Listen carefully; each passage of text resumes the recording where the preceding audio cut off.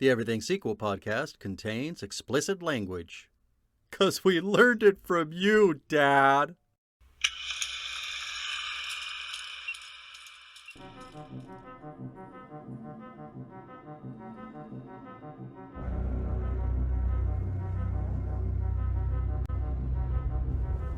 Hello and welcome to the Everything Sequel podcast. This is a Patreon edition.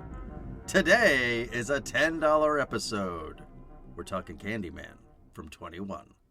My name is Michael Shantz of the How Dare You Awards. Joining me, the man who's going to sick the cops on me, Tom Stewart of Lonesome Whistle Productions. Say hi, Tom. I guess you did kill a Rottweiler. Damn.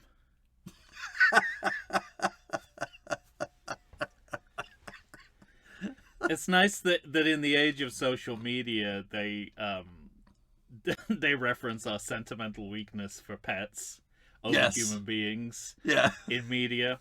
But really, I think this comment gets to the heart of the tragedy of the original, that a Rottweiler was beheaded at some point. Yeah, the real tragedy.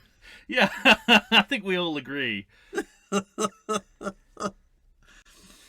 I guess, that's one of the many non sequiturs that actually feeds into the major plot twist, but you don't realize it at the time because he's talking about. Right. Spoiler alert: he's talking about his dog. Exactly. But he has no idea. He's talking about his mother's guard dog at the time. Yeah. And so, spoiler alert, this movie's a sequel. Yes, this is you true. you said you had a workaround for our failure as the Everything Sequel podcast. This should be on the regular feed. Yeah, so this is a direct sequel to Candyman 92. Yeah. Rather than a reboot of it. So therefore we should really have been doing it on the main feed, rather than putting it behind the paywall. But it's one of those weird things that's happening a lot in movies now, where it's... Mm-hmm. We talked about requels, where it's a sequel and a reboot with Scream, and yeah. I think on air and off air we've mentioned I believe it's 2011, The Thing. Sure.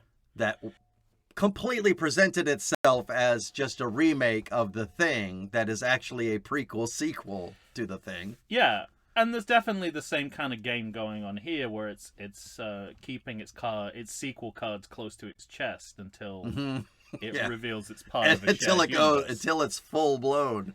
Yeah. But my workaround defense is that this movie wants to be a reboot, but because it's made in 2021, it has to be a direct sequel with a de-aged digital likeness of a legacy character at some point. Right. And that this gets to the heart of why I'm prejudiced against contemporary.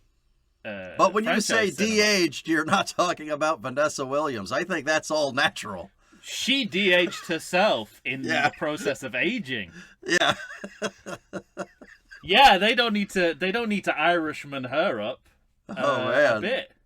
No cat's eyes for her. If you want to do that, if you want to make any movie in which you have a person that you could say was younger, just use Vanessa Williams. Yeah. I mean it, and we've bemoaned before why you can't just do De Niro in Goodfellas. He just sticks some Just for Men in his hair and say he's 20 or whatever. Yeah. Waste all those resources on making him look like a cat instead. Mm-hmm. So my feeling is, were this movie made 5, even 10 years before, it would have been a reboot. But the time for that has passed, and now direct sequels are de rigueur, and certain things have to happen in direct sequels, and they all happen here. And this is why I'm prejudiced against a lot of contemporary franchise cinema, because it's the opposite of creativity. It's like, you don't have any choice over the format, and you don't even have any choice about how you employ that format.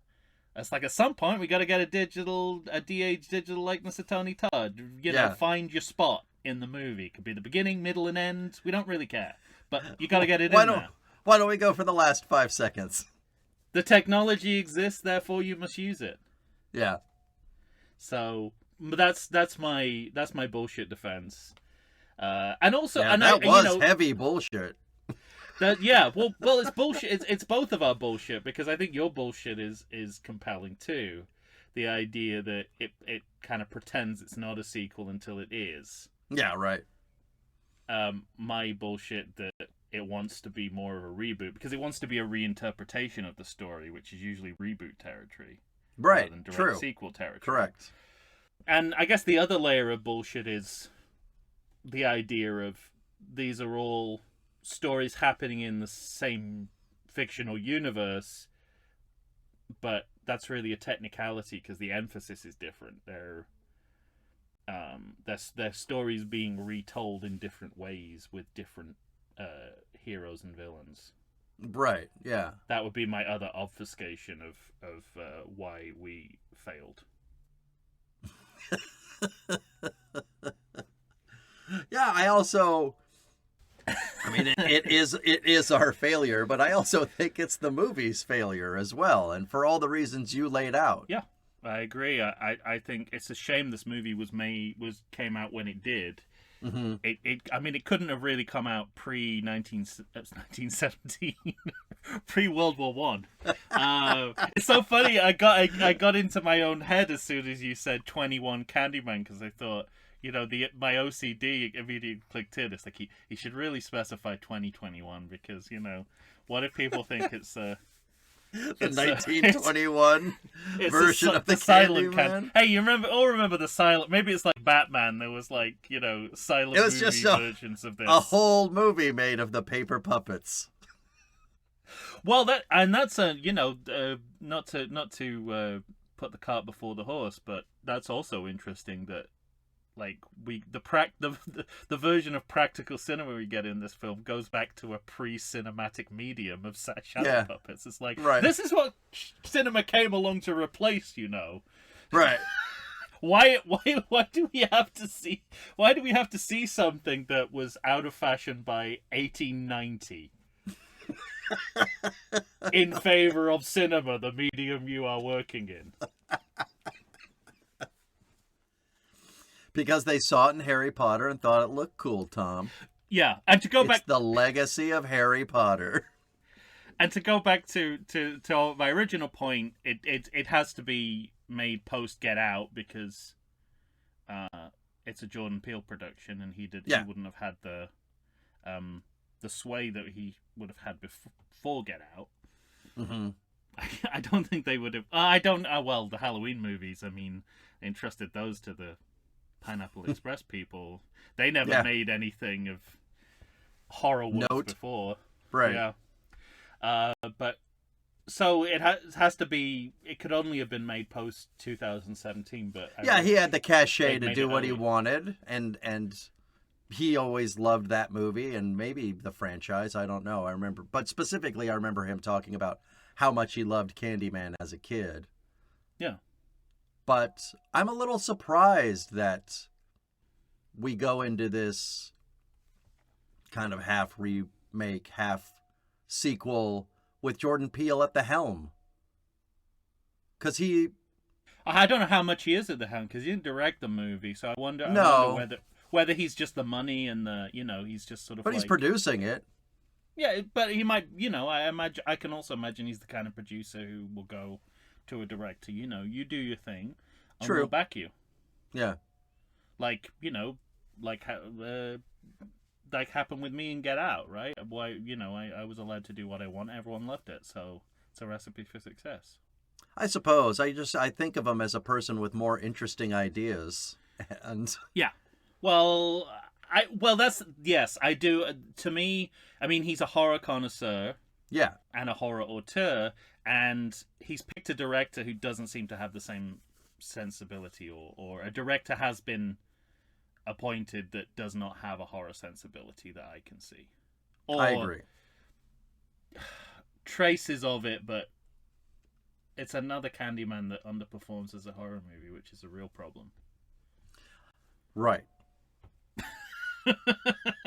This one I would say every bit as much as when we talked about the sequels.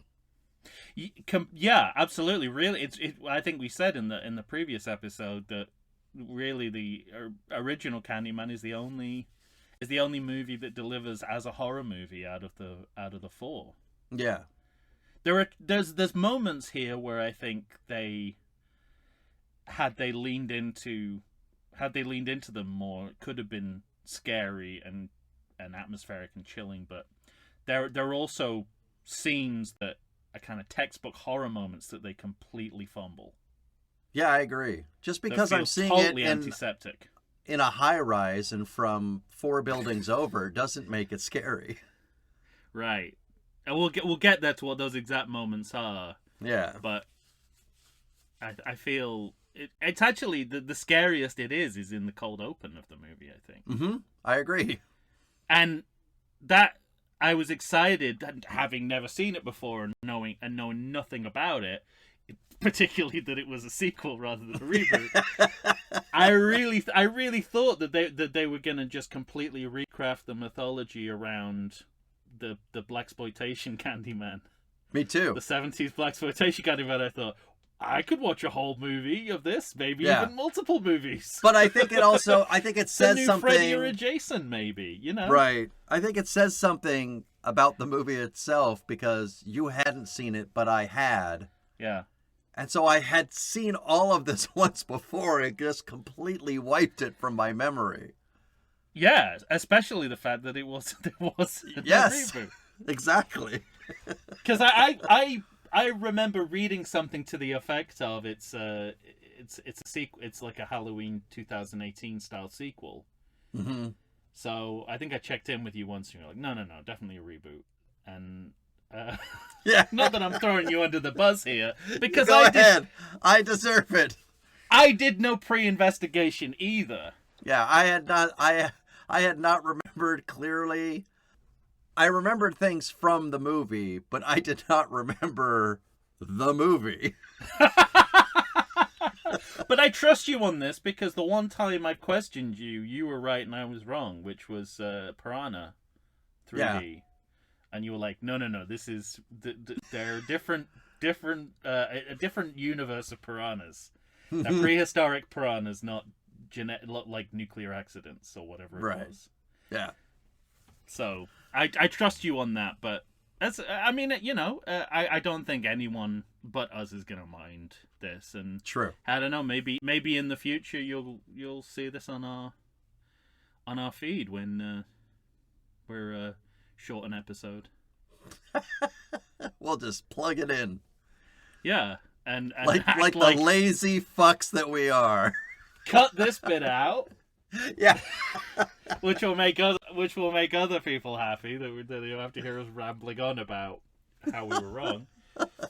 And act like it was like that when we got here. Yeah, exactly. Style of podcasting. Well, you mentioned the director earlier, so we are talking Candyman from 2021, Tom. There you go. There we go. And you know what? I'm going to go to money and then the director just because I have something interesting to say.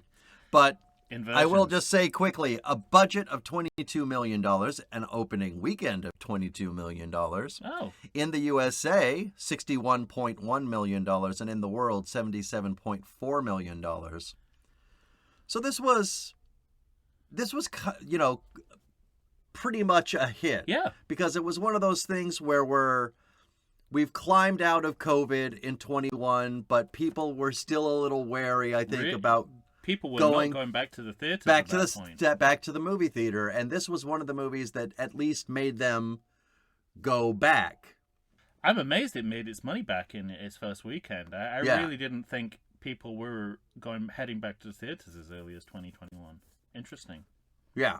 But I do want to say it is directed by Nia DaCosta, and you were talking about her horror sensibilities. Mm.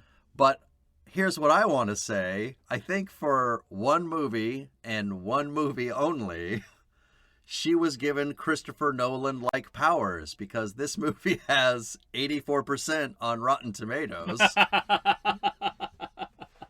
And by Christopher Nolan-like powers, you mean the the powers of illusion.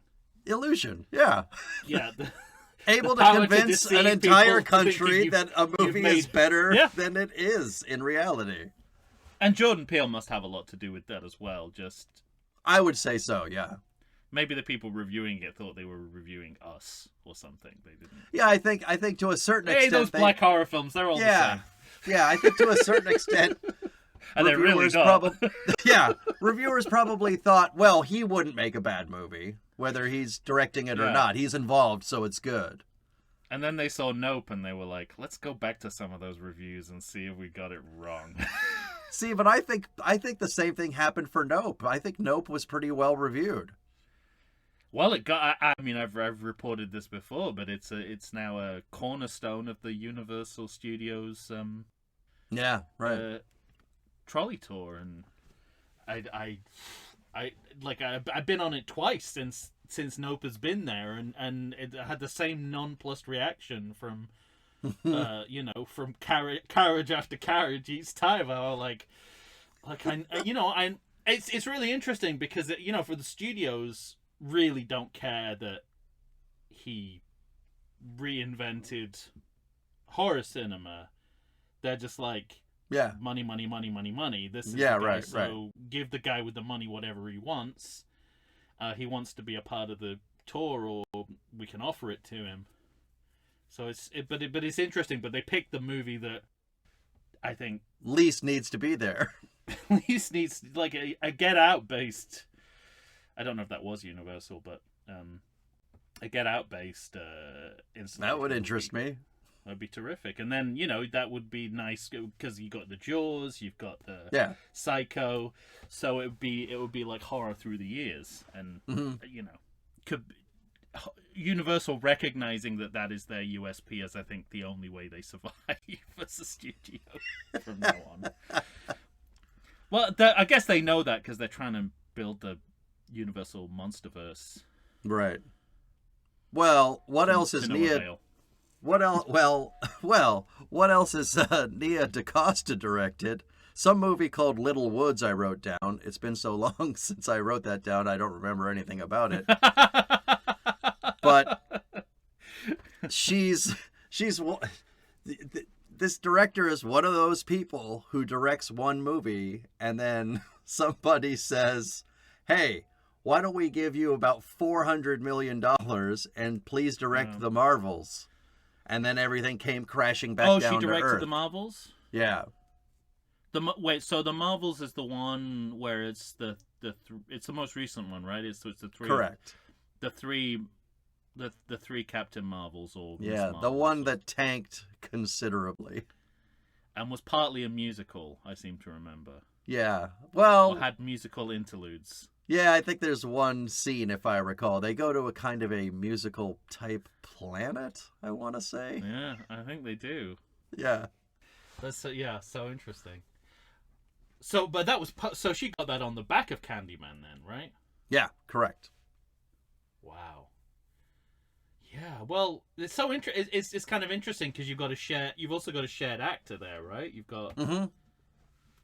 But she was pre-existing in the Marvel universe before Candyman, right? She was because WandaVision was like 2020, so yeah, she'd been in a few Marvel films by that point. By the time she did Candyman. Well, I'm just interested in like, did that relationship have anything to do with that? Because I have a lot of notes here, like, why are we following this character's arc other than that this woman's been in a Marvel movie? I had the same note where at the end of the movie, towards the end of the movie, I thought, oh, so we're switching perspectives on what character we're following now? And I didn't land on a theory for why that necessarily was, like how intentional it was, how much it was a mistake, or how much it was just star fucking. Mm-hmm. Because you've also got the issue of, to a lesser extent, but a TV stardom of Coleman Domingo, who was established as Fear of the Victor Walking Strand in Fear of the Walking Dead. And his story gets play where I feel it might not have otherwise got play in another movie if it weren't played by Coleman Domingo. Correct. Although arguably the whole movie could be about him and it would be a better movie. So I don't know what to think. So I had the we'll get there. I'm going to say Teyonah Parris, so I don't have to keep saying that woman like I'm Bill Clinton. Teyonah Parris. Because I think in my head I go Captain Rambo, but that's not fair to call her Captain Rambo for the remainder of the episode. Plus, you might get confused with John J. Rambo. People might be saying, was he a captain? I don't know. Was he a captain? I don't know. Yeah, I think Captain. Well, it's spelled differently, isn't it? It's like Bo, like Bo is afraid, as opposed to Bo Derek.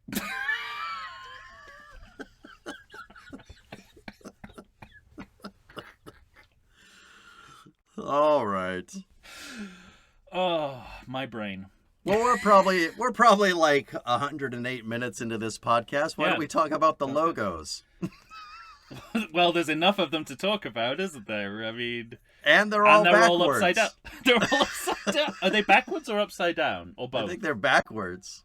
They're backwards. Yeah. Oh, and I don't know why. Reverse Universal. That's MGM, just a mirror wrong. thing. Oh, I hadn't put that together. So, my operational theory was because visually we've got reverse logos for Universal, MGM, Bron, and Monkey Paw Productions. Right. Audio-wise, we've got Candyman, the song from Willy Wonka and the Chocolate Factory. Yeah. So I thought it was part of an audio-visual package that was there to announce we're going to invert and subvert expectations about the movie we're going to get. But also, and using intertextuality and postmodern irony, so it's like, the Candyman exists as Candyman the franchise, but it's also corporate IP. Like, to an audience, Candyman means Willy Wonka as much as it means Tony Todd with hair. Correct. So, those are some of my theories, but you're right. There's no particular reason you should be doing it. Also, that it feeds into the opening titles, which do literally invert. Yes, the buildings, the cityscape. So that seemed to me to be a pattern. But these are all just kind of scattered theories about why they're doing something that there doesn't seem to be much reason to do. Right. About the only thing that worked for me with it was, isn't in portions of the Candyman song, isn't there a really unsettling scourge of bees soundscape underneath it? That could... Oh, you mean in this version? Yeah. Oh, okay. Because in the actual version, they do have shared lyrics as well, because... well, actually, not the song, but in Willy Wonka and the Chocolate Factory, there's a song called Come With Me. I think it's called A World of Imagination.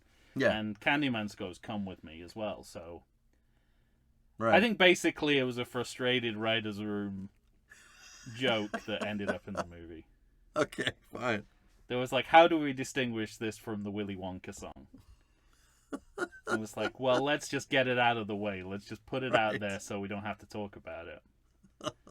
But it's interesting because so much of this movie plays with the audience in the same way, where it plays off our associations with Candyman without ever... So the whole idea of bees, like we see a lot of bees in the movie, but there's no moment where they're like, okay, long before we know that this has anything to do with Tony Todd being murdered by bees. Like, the Candyman that's established doesn't have anything to do with bees.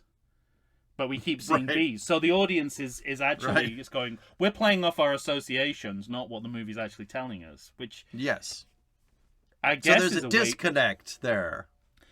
It's something you can definitely do in a franchise, like in a revival of a franchise, but it's not very gratifying because it's relying on the audience's knowledge of the property rather than Mm-hmm. I mean, it's fan service, essentially, by another name.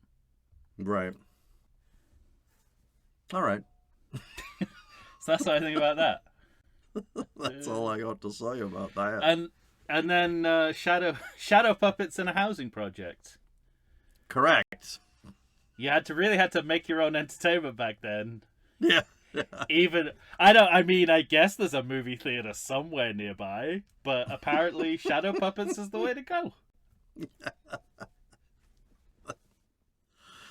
Yeah, it shows a quality of work that seems above above the boy we're seeing here. Well, so it means the boy is so creative and artful. Like, I thought that was a lane we're going down. Sure. Well, he's an artist. Yeah, it tells and then in the end, he will be an artist. So. Oh, that's true. Yeah, that makes sense. I think they were like, are we gonna have any in-world justification for all these shadow puppets? And this was it. This is what they came up with. Yeah. That's what I was kind of walking around, was that it felt like they were trying to link this in a meaningful way because the character will be more of an artist, but it seemed more like, well, we just want this in there.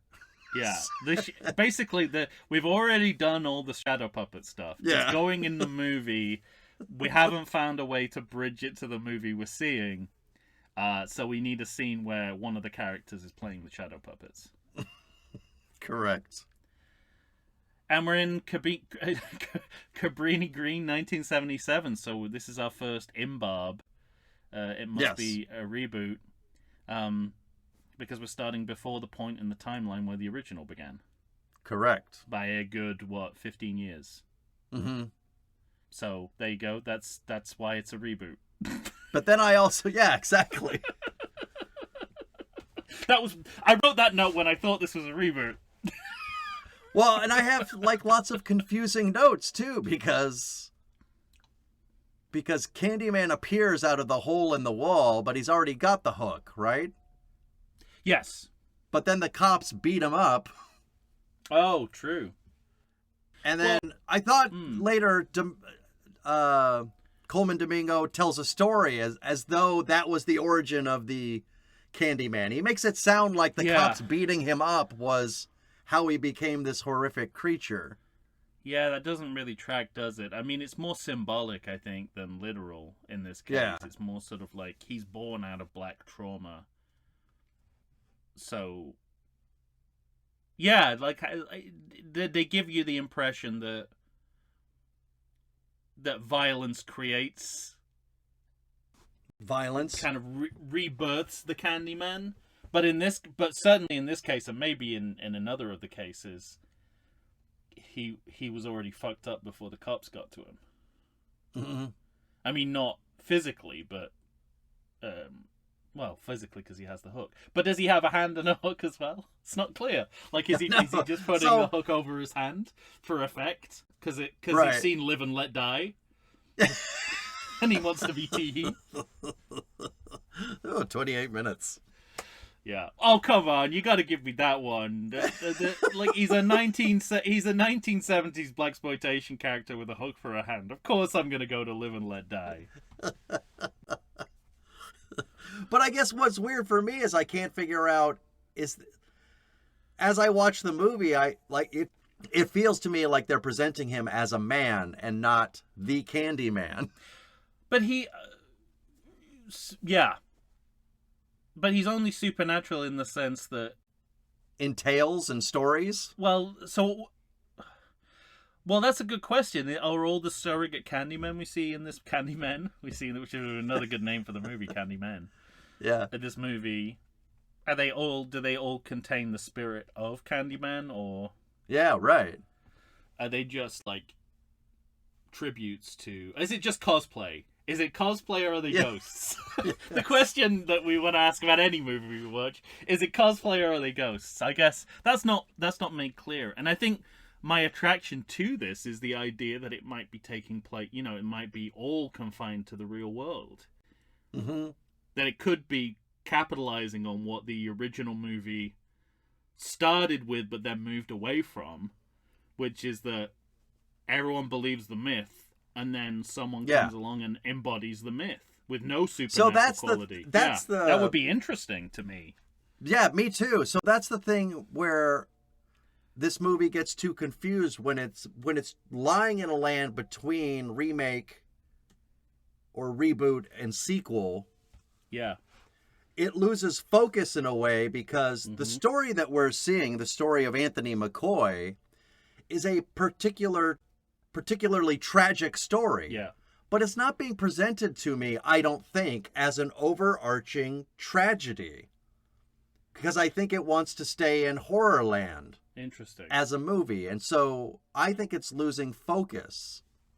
It's a very I think unfocused screenplay is a really good starting point for a lot of the discussions we're going to have. Yeah. But this, I mean, I said this before, I think this cold open has the best horror in the movie. The idea of going down to the laundry, To the laundry, basement room. yeah. The automatic lights going on and off. I think that's a great horror idea. I think you can get a lot of you get a lot of good scares out of automatic lights. I'm surprised we haven't seen more of that. Right. Like the idea that the lights just kind of randomly go on and off on a timer, I think is and you know, the horror is. We did have a recent light switch horror movie though. What was that? Lights Out? I didn't watch it, but Oh, I don't know. I didn't see it. There's a little bit of that in Halloween Kills, I seem to remember. okay. With light switches. But I'm horror pretty is sure best you when promised to ban that movie from your memory. it didn't work.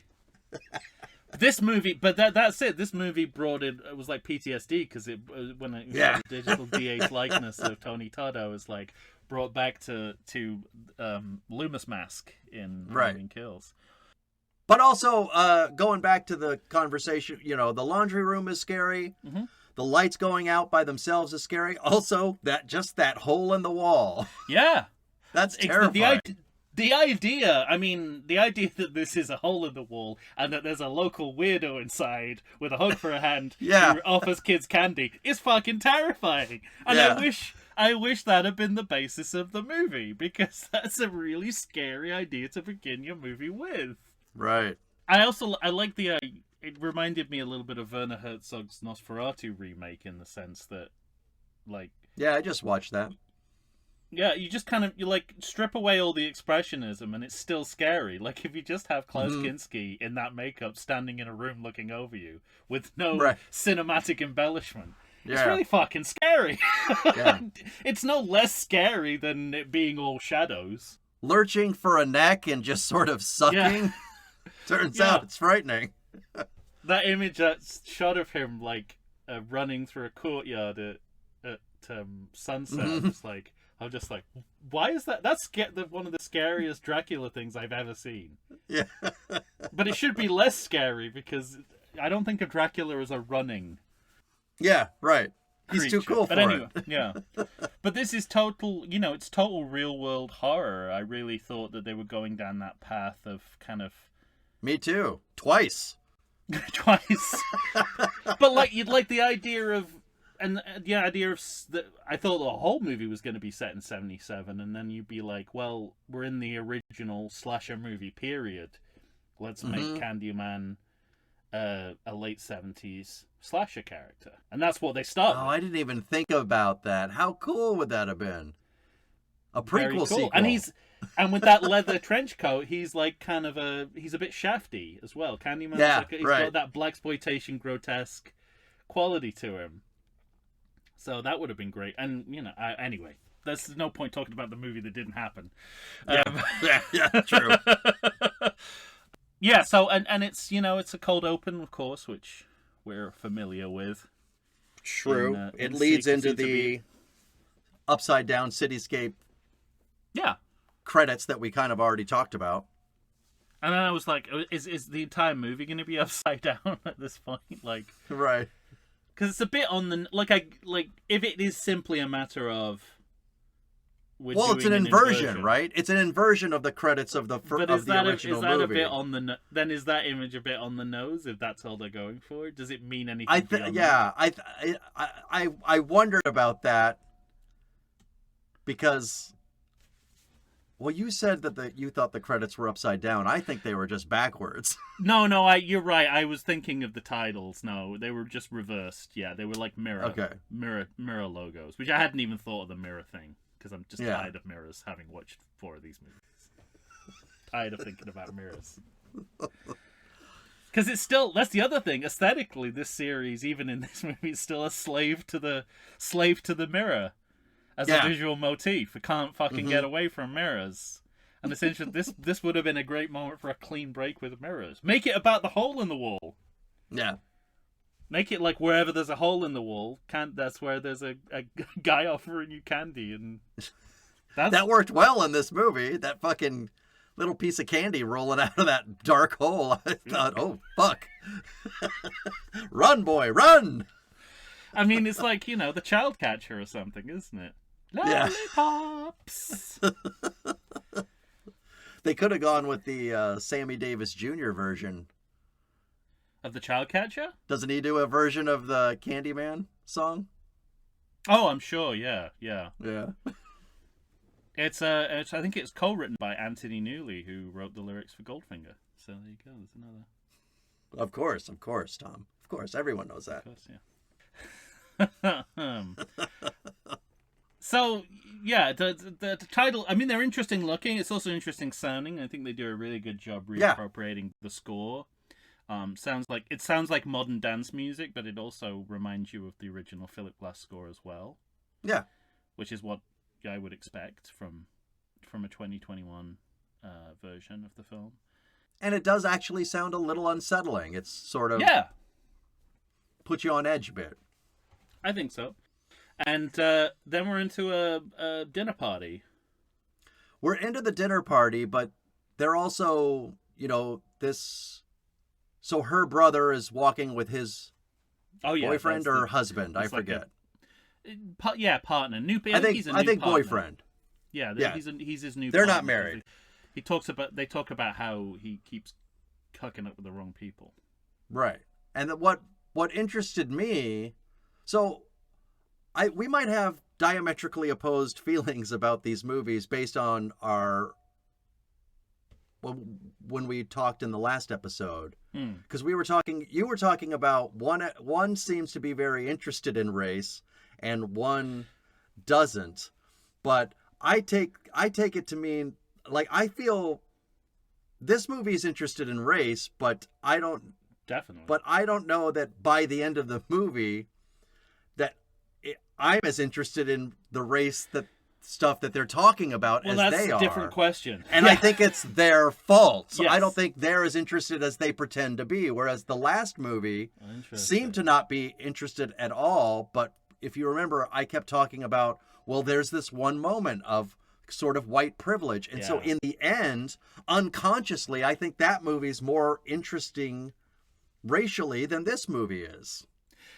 Definitely, I think you're right. I think in holding back from making it a discussion, the original Candyman found something that is thought-provoking, whereas this movie is trying so hard to provoke thought that actually does the opposite. It makes you think, like, it's more confirmation bias. It's like, well, I already thought this, I already don't like police brutality and right, and like it's like the original Candyman is almost like it would feel like an afterthought. You would be like, boy, these white people are privileged. Yeah, right. But you're in their world, so you don't get a sense of it till you kind of watch the movie. But here, you're sort of like, I mean, it's overt, and there's no reason why the discussion shouldn't be overt. Mm-hmm. But it's definitely not as it's not as complex or nuanced as maybe it thinks it is. It's not. Yeah, exactly. It's not complex. It's not nuanced. I'd go to the mats for a couple of interesting kind of ideas that the movie introduces about cultural appropriation. Okay. Well, it's a long way. I guess a long way off that, but there's a line. The reason I brought a line in this movie that I think is one of the best things that's ever been said about cultural appropriation of black art. But well, you want to say it now or keep it? I'll keep it. Go ahead. Oh, okay. Well, really? Well, Coleman Domingo says, you know how it go. I gotta look it up now. This is why I wanted to hold it back because I wrote it down. Oh, I'm sorry. No, it's okay. You know how it go. They love what we make, but not us. Yes, exactly. And I think I remember the line. That's a really I almost feel like Nia DaCosta or whoever the screenwriter of the movie came into the room, pitched that to Jordan Peele, and he said, "Yeah, do what the fuck you want." If that line's in the movie. Yeah, right. we're good. Well, and the whole reason I brought this line up, this like whatever we're talking, the reason I brought up this portion of the movie of what's happening at the beginning of this movie is because there's actually a title font, right? It says Cabrini Green. We're in Cabrini Green. Yeah. And so it's been gentrified. But the thing that I found interesting is that they're not just saying that. They're actually in the place where the first movie took place. Yeah. In real life. And this is what has been built up around there. Mm-hmm. And so it's all in the same area, including the sort of low-income housing that seems to be near where he first goes in with his camera to be taking photos of graffiti art. That, to me, was very interesting. Yeah, on gentrification, I think, whenever the movie tackles those issues, it's interesting. I like the fact that because they talk about in this dinner party scene, which I love that the most middle class signifier to me is salad served in a wooden bowl. Yes, right. And I like that we get that in this scene. But they talk about gentrification and they do something really smart with the writing, because not everyone in the group has the same opinion. Some people think, this is a good thing. Other people think this is not a good thing. Later in the movie, we get differing perspectives when he's talking to the art critic. It's I also really like who's to blame for gentrification, all those kind of questions. Yeah, which I think is fascinating, and you don't see it talked about enough in movies or indeed in culture and sociology. Like, if we could get to the heart of this question, we could sort of figure out. Well, one of the most interesting things, equality, right? Right.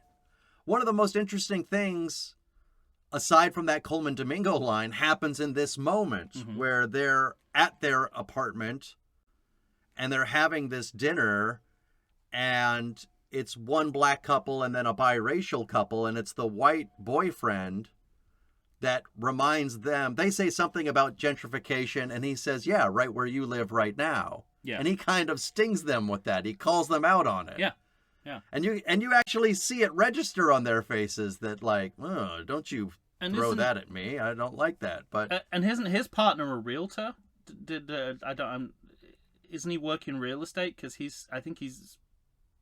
that sounds right. He's concerned about real estate prices, and he's like, he's kind of quite conservative in how he's talking about the market. So there isn't this idea that. But what I like about it is it mirrors the first movie, because you're talking about, the one project housing that kind of got made over because it crossed the line.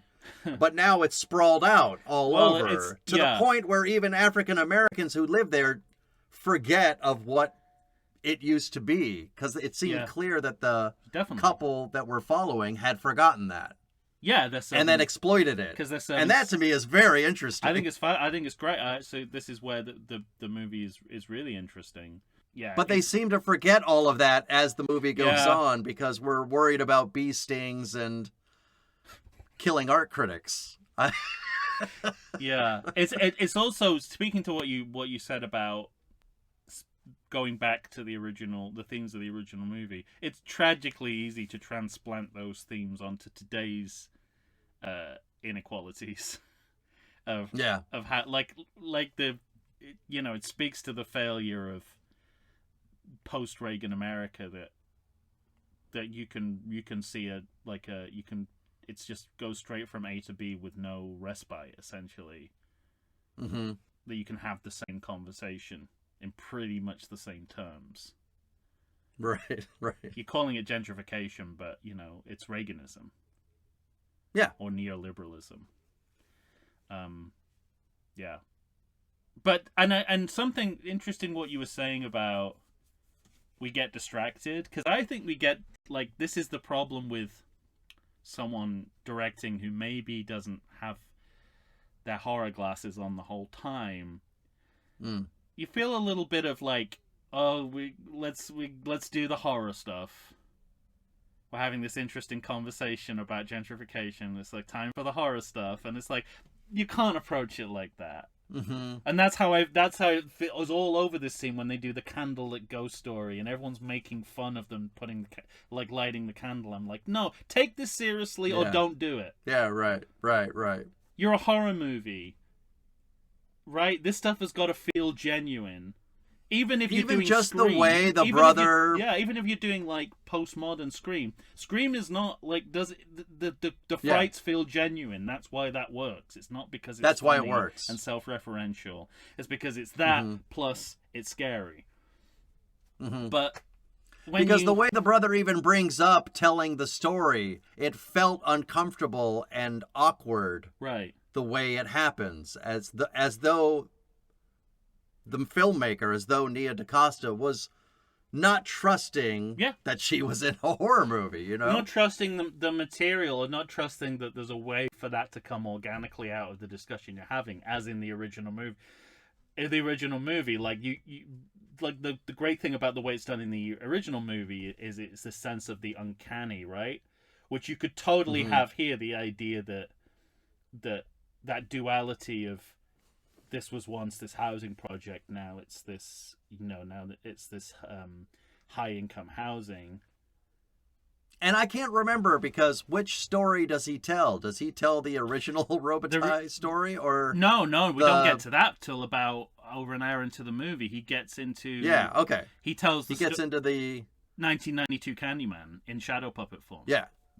That's literally right. What it is. That's right, I forgot. But I forgot the puppets come back. And this is where I thought it was still a reboot, because I was like, okay, so this exists as a fictional story in this universe, in the same way that in Halloween 3, Halloween exists in as a fictional story. Yeah, I forgot. He tells Virginia Madsen's story.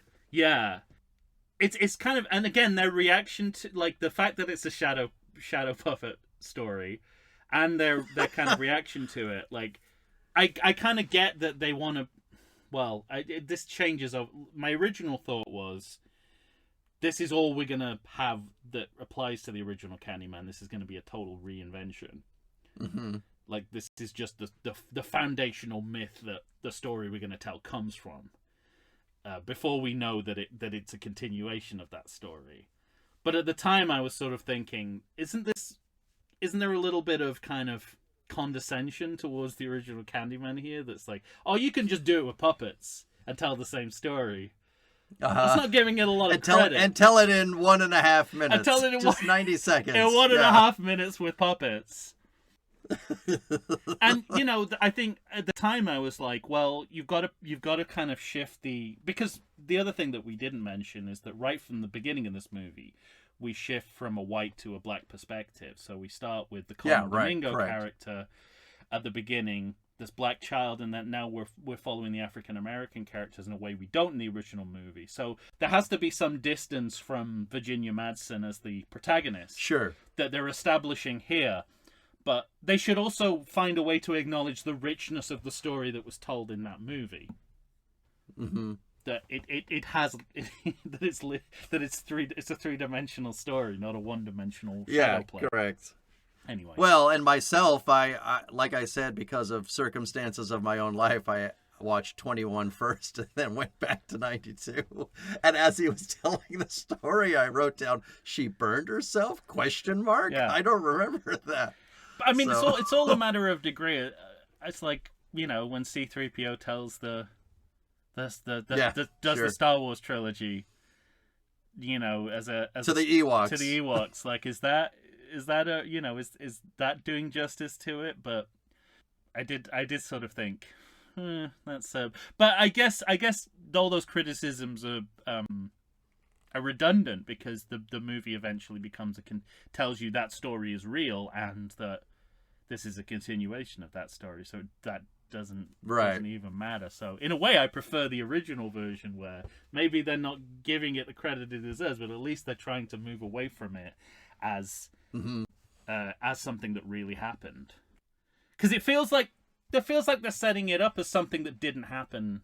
That didn't happen in the real world At all. and then we're told Yeah. they were told, well, no, it did, and this is a continuing saga of that. and you're that baby. Yeah, right. It's like one of those. You had a destiny, sir. Those TV shows where they reunite twins, long lost twins. It's that kind of storytelling. Right. All right. Well, we're off to a good start. Why don't we take our first fake break and come back? Yeah, well, there you go. You see, we do the full circle. We get to the quotable by our first break. We know we're on the right track. We know what we're doing. Yeah. Barely. No, this isn't the best episode to boast that, but No. Yeah. yes. It's not a shining example of us succeeding. All right, everyone. We'll be right back.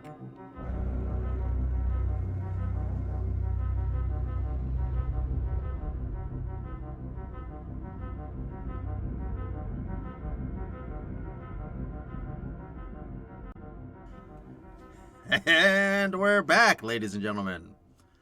Tom and I are here trying to figure out the interesting and non-interesting choices of Candyman from 2021. Yeah. What works and what doesn't. Almost everything that's super interesting in this movie happens towards the front. Yeah, and you get an early parallel between. Well, also the question is like, who is Candyman in this movie? Because the movie asks for most of its running time. But right now, Anthony is definitely the kind of the most likely candidate, because he's living living Daniel's original life out again in a modern day setting, because he's a struggling artist who, you know, is kind of has had some success. I mean, obviously, as we find out, he doesn't come from a background of wealth like Daniel did, but right, you know, he's a somewhat successful artist who is gonna kind of get burned by his relationship to white society, right, which is the Candyman story. So at this point, I'm still flirting with the idea. I'm still interested. We're gonna get. Well, yeah, we're just gonna get a bunch of surrogate Candyman in lieu of Tony Todd. What's funny about this movie too is, despite the fact that the poster, it's a yellow poster, yeah, with the Candyman's back to you, as you'll I think hear with the... when we discuss this, we'll discuss this in detail. But go on. No, you're right. Yeah. With the hook up, despite the fact that his back is to you, I can still tell that that's Anthony McCoy. Sure, yeah, and the movie. And so this movie is telling you up front, really, what's going to happen in this story. Mm-hmm. Yeah, and to a certain point, it is. So does that work though? Like, yeah. To a certain extent, I come in, if I'm really paying attention, I come in knowing this movie's agenda, which is he's going to turn into Candyman. If you know that at minute one, which doesn't really happen. Kind of. Well, I mean, that's what's happening in the movie, is that different people can become Candyman. Right. I think it's the Jason Goes to Hell problem. Uh-huh. It's like, and to be fair, like that's the way in which this movie sees itself as a direct sequel, is because it takes the road less traveled from the original movie, that we're just gonna keep having surrogate Candymen and women. Yeah. Which the sequels never explored. But this movie is kind of like... And then it circles back to the idea that they will all eventually become Tony Todd. So you split the difference a little bit. Is that what it's saying? Like, this is one of the things where they jam Tony Todd into the end of this movie. Right, yeah. I mean, what other conclusion are we to draw that? Well, I kept wondering, were we seeing the soul of Candyman? So yes, the soul of Candyman is always Tony Todd, but outwardly it's still Anthony. I think if they wanted to suggest that, and you're right, they might have wanted to do that and fucked it up. But if they wanted to suggest that, I think the better thing to do would be just to have the voice and not the face.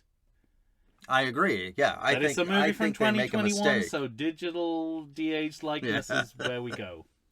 I was thinking. Right. I mean, oh no, we'll save it for when we get there because I've done some research into the lineage of digital de-aged likenesses, when it started and how it's exploded, and will seemingly never end. But we'll get there. It'll never go away. I don't know. I mean, well, we'll talk about it, but it's been going on for over a decade now. Yeah. And it's ruining cinema almost single-handedly. Agreed. I wanted to talk about this gallery owner as well, because this is one area... Oh, I called him the gallery bro. Gallery bro, who seemed to me to be a version of the guy from Day of the Dead. Yeah. The mercenary gallery exhibitor. Like, he's a more pretentious version of that. Yeah. Obviously, he's not Latino, because and why white. would he be? Yeah. Whiter. But the way he's exploiting race and class in his artists is and I actually found myself preferring the kind of no frills version of that we get in Day of the Dead than this guy who's kind of played for comic effect always. Yeah, right. Like, weirdly, it's one of the characterizations in Day of the Dead I found more plausible than this movie was the gallery owner. I agree. Because whenever this guy's on screen, it's like, here's our comedy white guy. Yeah. It's like, it feels like House Party. It feels like just like House Party when that the guy with the ginger beard and hair turns up at the door of the neighbor. And it's like, correct. This yeah. is like this is the mirror image of the token black joke character in a sitcom. Which yes, black cinema is more than entitled to do for the next 200 years if it wants to. Yeah, but absolutely. It's not very white person. But it hurts the drama, and you know, it's you should have complex characters everywhere. Right. And if you're gonna make someone a caricature, you need to work harder than just making them like a living joke in the way that this guy is. I mean, this is more later in his death scene, but I'm just like, oh, they should have worked harder on this guy. I agree. As a character, and not just written him off as a stupid white guy, which again, totally entitled to do because white cinema has been doing it with black characters since it began till about 2 years ago. Not to mention, lots of stupid white guys. It's a real thing. Yeah, right. Yes, exactly. This guy would be as dumb as he's represented here, but it hurts the drama that he is, I think. Yeah. Because also, you know, you got to get the sense that he understands how to play the game a little more, and he comes in hot with like, you'd figure out this guy in 10 seconds. Mm-hmm. No one would ever work with him. He would have never got to this exactly. level. You want him to be the guy who says, "Yes, I'll take the comedian piece of art, that banana taped to the wall." Yeah. That just sold for like $5 million. I don't know about this. What? Yeah. What are you talking about? This is amazing. Someone taped a banana to the wall, and it was some artist taped a banana to the wall, and I'm pretty sure he called it comedian, and it just sold for like $5 million. And so, on its face, it's ridiculous. Yeah. But what you want in this character is the guy who understands why it would sell for $5 million eventually. Yeah. You know? Not just be a pervy weirdo.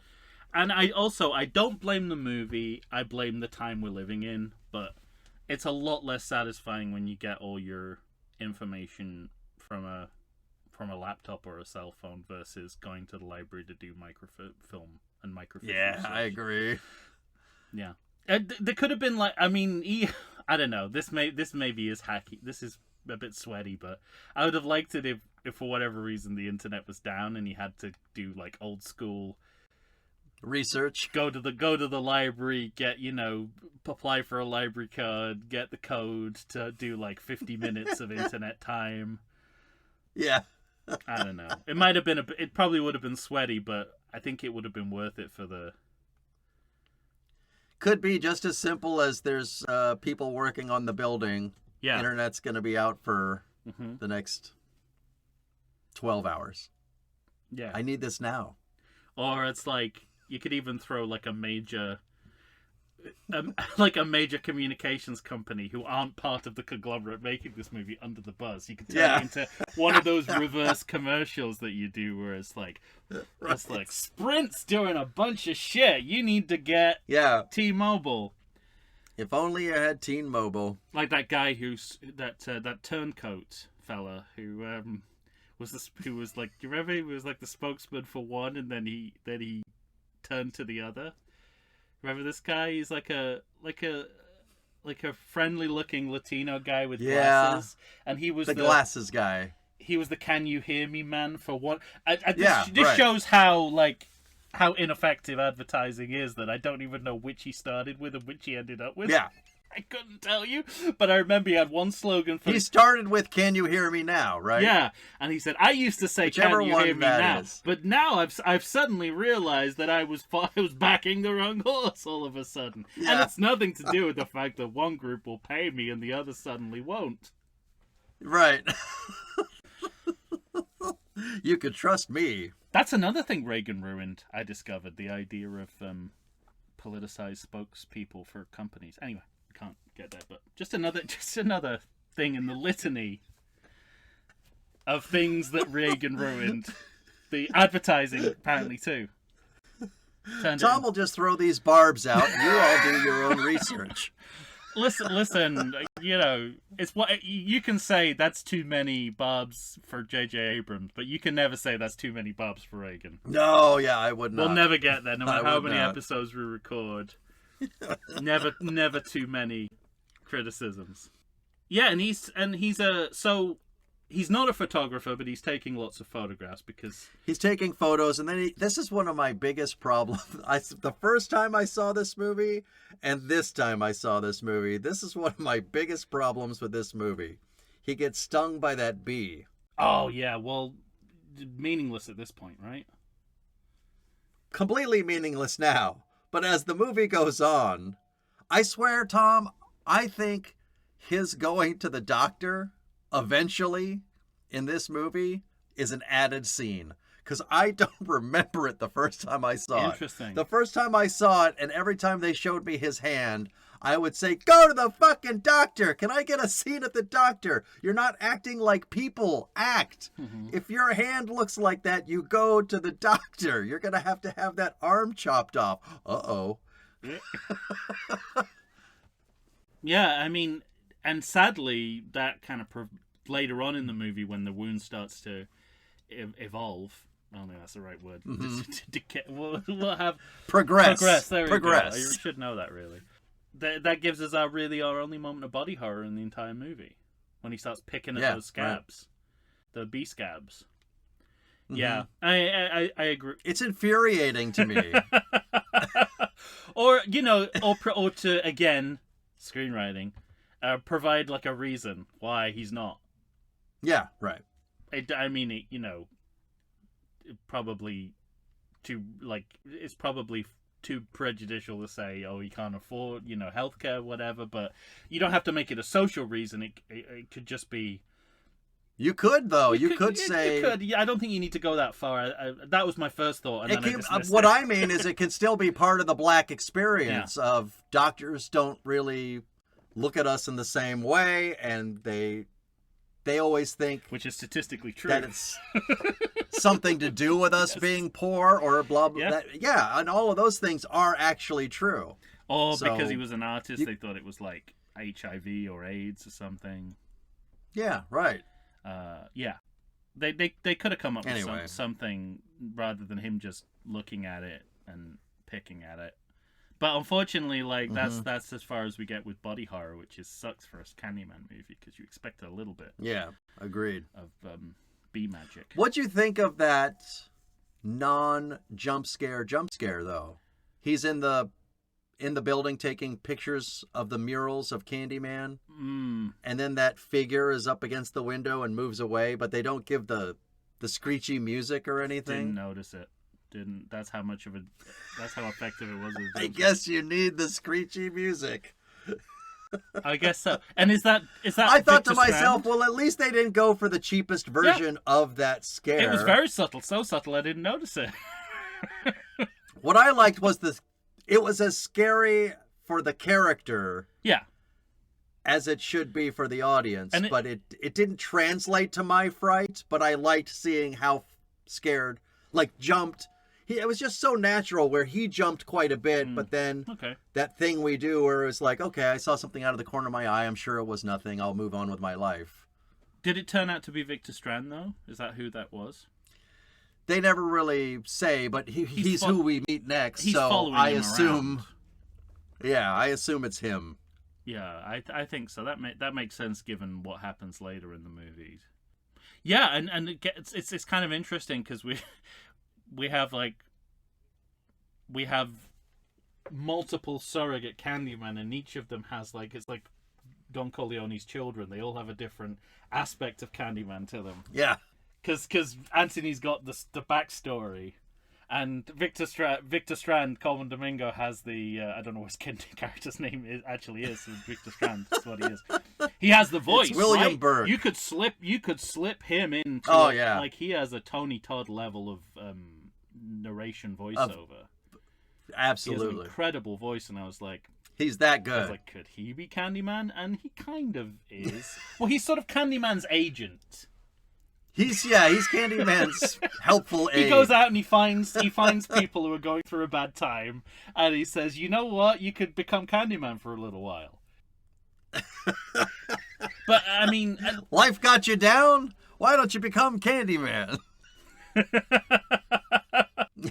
Another thing that's right there from the cold open of the movie is the idea that even compared to the time of the original movie, the relation between the police and the black community is way worse. Mm-hmm. And you know that shot of baby Victor Strand going into the laundry and passing the cop car, right? And that moment between them is like, you know, literally anything could happen when we lock eyes, and of course it does. We later find out. And this is where that's right. And this is where it's revealed that they go in and they beat this guy up just for being, well, yeah. I don't know. Like, it kind of doesn't help the message of anti-police brutality. The fact that he is kind of a weirdo who kind of comes out of a wall. Like he's living. He seems to be living in a wall and is throwing out candy and has a hook. You might want to do trust him. You might want to do a background check for like sex crimes on him. Because if he's going around, he lives in a wall and he's going around giving children candy, he could be a pedophile. But yeah, obviously they shouldn't just go straight to beating him to death. And the movie's correct in that messaging. But the idea, I mean, this, not that it was a late rewrite or anything, because I think this issue of continued police brutality towards the African American community, you know, there've been it was 2 or 3 years of it being like an issue that was brought to the national attention. And I'm not trying to say that this isn't like a historical through line that begins centuries ago and has kind of continued unabated since. But in terms of mainstream media coverage, the previous 2 or 3 years have been a hotbed of this discussion. So sure, it makes sense that the movie is kind of made in the fire of that discussion, I think, and why police brutality is a running theme through the movie, and essentially the core of the ending of the movie, right? Too, it doesn't. I'm trying to avoid making it sound like they rewrote it because of George Floyd, because I don't think that's what's happened. I think it's more deliberate and considered. No, I think this movie had it. Yeah, I think this movie. But you can't. I understand what you mean about George Floyd, but I think this movie had something to say about that no matter what. Yeah. But it maybe might have not have articulated it in the exact terms, particularly the ending. True. I guess what I'm more interested in is that, like, again, this movie's a little bit too muddled because it's not telling you things in advance. So when you have the cold open sequence and then you meet Anthony, it'd be really easy to think, because you don't know that he's the little boy from the first movie yet, it's easy to think that he's this boy. Yeah. And yes, absolutely, yeah. The calendar math as you go along, work, but it's easy to kind of yeah. The calendar math doesn't work, but you don't know that because and you don't know. Movie. Yeah. Which means they don't always care about when you're calendar this math late either. into the movie and you're meeting this secondary character, Coleman Domingo, and all of a sudden you're like, oh, he was the little boy. Oh, yeah, okay. sure. And then he's going to tell you, I believe, the original story of Candyman Robitaille, correct? Is this puppets again? It is. I don't know if it's right now, but it is puppets. Yeah. Does he tell you the story of the bees and the not yet? Not the artist? Quite yet. I don't think. I've got it marked down where. Because I have a note that says he tells him the story of Candyman. It's quite a way before we get there. Oh no, he's telling the story of 77? Yeah, he's telling the story of he's telling that story. Of Teehee getting beaten by the police. Yeah. Which is all right. Yeah. So no, we're not. I love how you keep jumping ahead with the shadow puppets to the next story. God damn but that's not something you should have to do as a viewer. Like, you shouldn't have to kind of keep your shadow puppet plays separate in your head. Right. Why are we looking at shadow puppets at all? I guess because we've had this done in audio flashbacks. We've had it done in visual live action flashbacks. So I guess next is to go to shadow puppets, but. Why not animation? Well, all of this just or something. Yeah, right.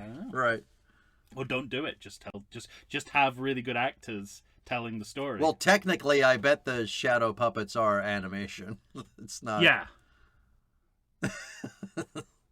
Well, no, actually, they're done by a company called Manual Cinema, so they could well be real shadow puppets. Oh, okay. If that's all they had to do, I could see that they could put that together. So in the end, all of this inspires him to paint. Yes. Frightening portraits. Mm-hmm. And he starts telling his wife the story. Yeah. So now we get to one of the moments we can never escape in these movies. Oh, sure. And I still contend it's never done as well as it's done with that original couple of the two women. Sure. Well, Virginia Madsen. Yeah, and it's kind of interesting because they go as far as making the mirror part of a contemporary art installation, which I think, as I said, was an idea that I had for my sequel pitch before. Yeah. I saw it in this movie. Saw this. So I like the idea that they're thinking outside of the box about how to do the kind of mirror metaphor, but they haven't found a workaround for. It's just got to be people daring each other to say it 5 times in the mirror. Yeah, and that's why I think let's just take the mirror out of it. Like, why can't it be? Yeah. Like, I dare you to go inside that hole in the wall where a piece of candy just fell out, and you can hear a man breathing. That's scary to me. Yeah, scarier than I'm in a populated art gallery, interacting with an installation. At the time, the first time he says Candyman 5 times, they're at home. Yes. He and his girlfriend. And my note was he says it 5 times like an idiot. Yeah. Yeah, that's the thing. Like, it's like, again, it's that fan service impulse that too many of these direct sequels have to, like, oh, we got to do this because that's what you have in every one. And sometimes you just got to leave that baggage behind. If it's not working dramatically, and it hasn't worked dramatically since 1992. Right. And only the first time it happened in that movie. Yeah. So it's a sign that, it's like, I don't know why I keep going to Star Wars references, but it's like, you're never going to recreate Jabba the Hutt the way he is in Return of the Jedi. Just stop. No, yeah. I get it. He's a great character. You want to do more with him. Ain't going to happen because you ain't going to get that puppet to look like that puppet. You can build another puppet. Yeah, but wasn't it like 20 people controlling him or some ridiculous amount of... Yeah. They're not going to... That's how you make it good, though. There's no space. There's no space in modern day credits for 20 puppeteers. It has to be accountant assistants now. It has to be 7,500 visual artists. Right, exactly. And here's another character we introduce who is an art critic from a SNL parody of an art gallery opening. Yeah, right. She's immediately down on his stuff and willing, as no critic is that I've ever known to. Wait, he? Or do you mean the she? No, the blonde woman? I thought you were talking about the blonde one. Yeah, Okay. The art critic and does that thing that only critics in movies but never in life do, where they're happy to share their review with you in real time. Their review with you right there on the spot. Yeah. Is if you didn't like something as a critic, you'd be like you'd say something non-committal and then you'd go off and you'd write your piece. Mm-hmm. You wouldn't confront the person at the... I don't know. Maybe the world of art works differently, but... Yeah. It seems... So it's an interesting thing, like, compared to the world of academia represented in the original movie, I'm not so convinced they know the art world that well here. See, yeah, I was just going to say the same thing. I feel exactly the same. I mean, I've had limited contact with it, I'm like, as someone who goes to art galleries and has seen a lot of contemporary art, and also someone who's occasionally in their work brushed up against it.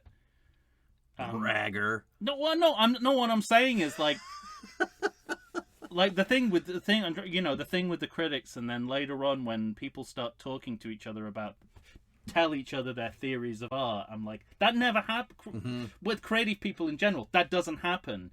You don't. When you talk about a piece of work, you're just sort of like, that line doesn't work, or take that out. Yeah. We need the audience to know this. It's never fucking, well, this represents the lobotomization of culture. And but they're always talking to each other in those terms. It's like, but when you see the academics in the original movie, they are just talking about mundane things like stop giving these lectures. I'm trying to write this book.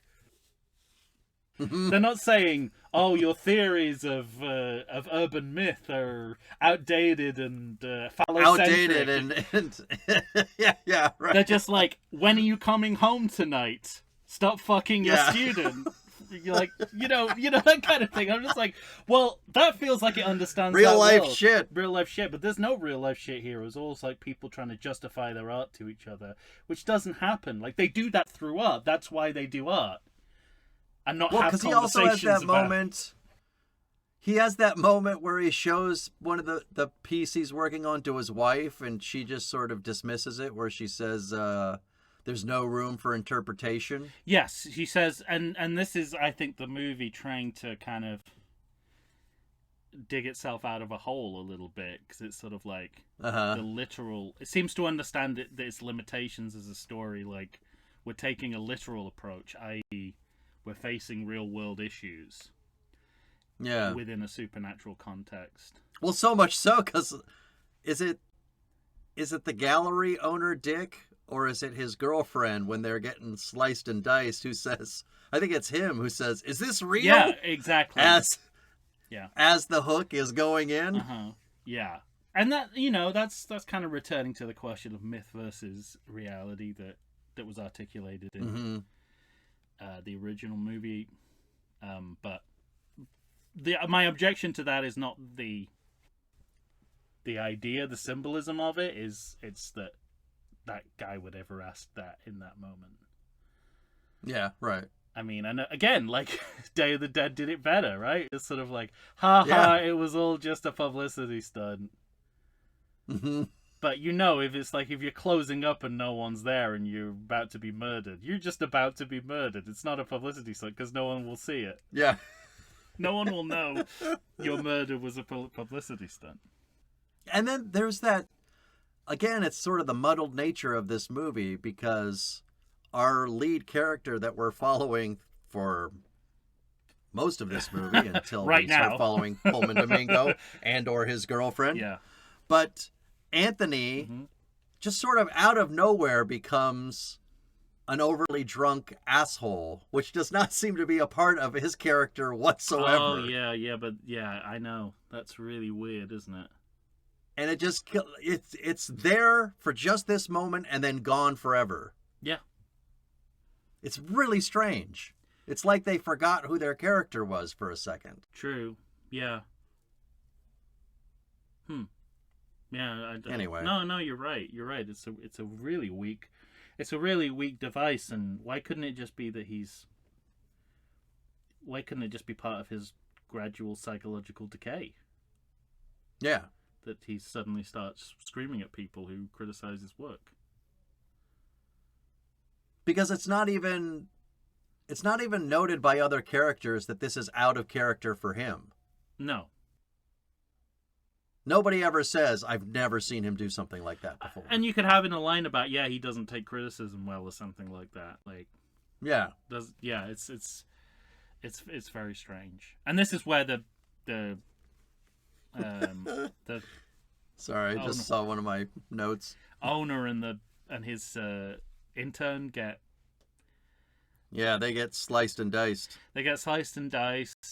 So we're continuing the idea of like teacher-student affair from the original, clearly. Mm-hmm. But in a more caricatured sense. And she's got a Joy Division t-shirt on, which seems to be referencing the goth cult of Day of the Dead.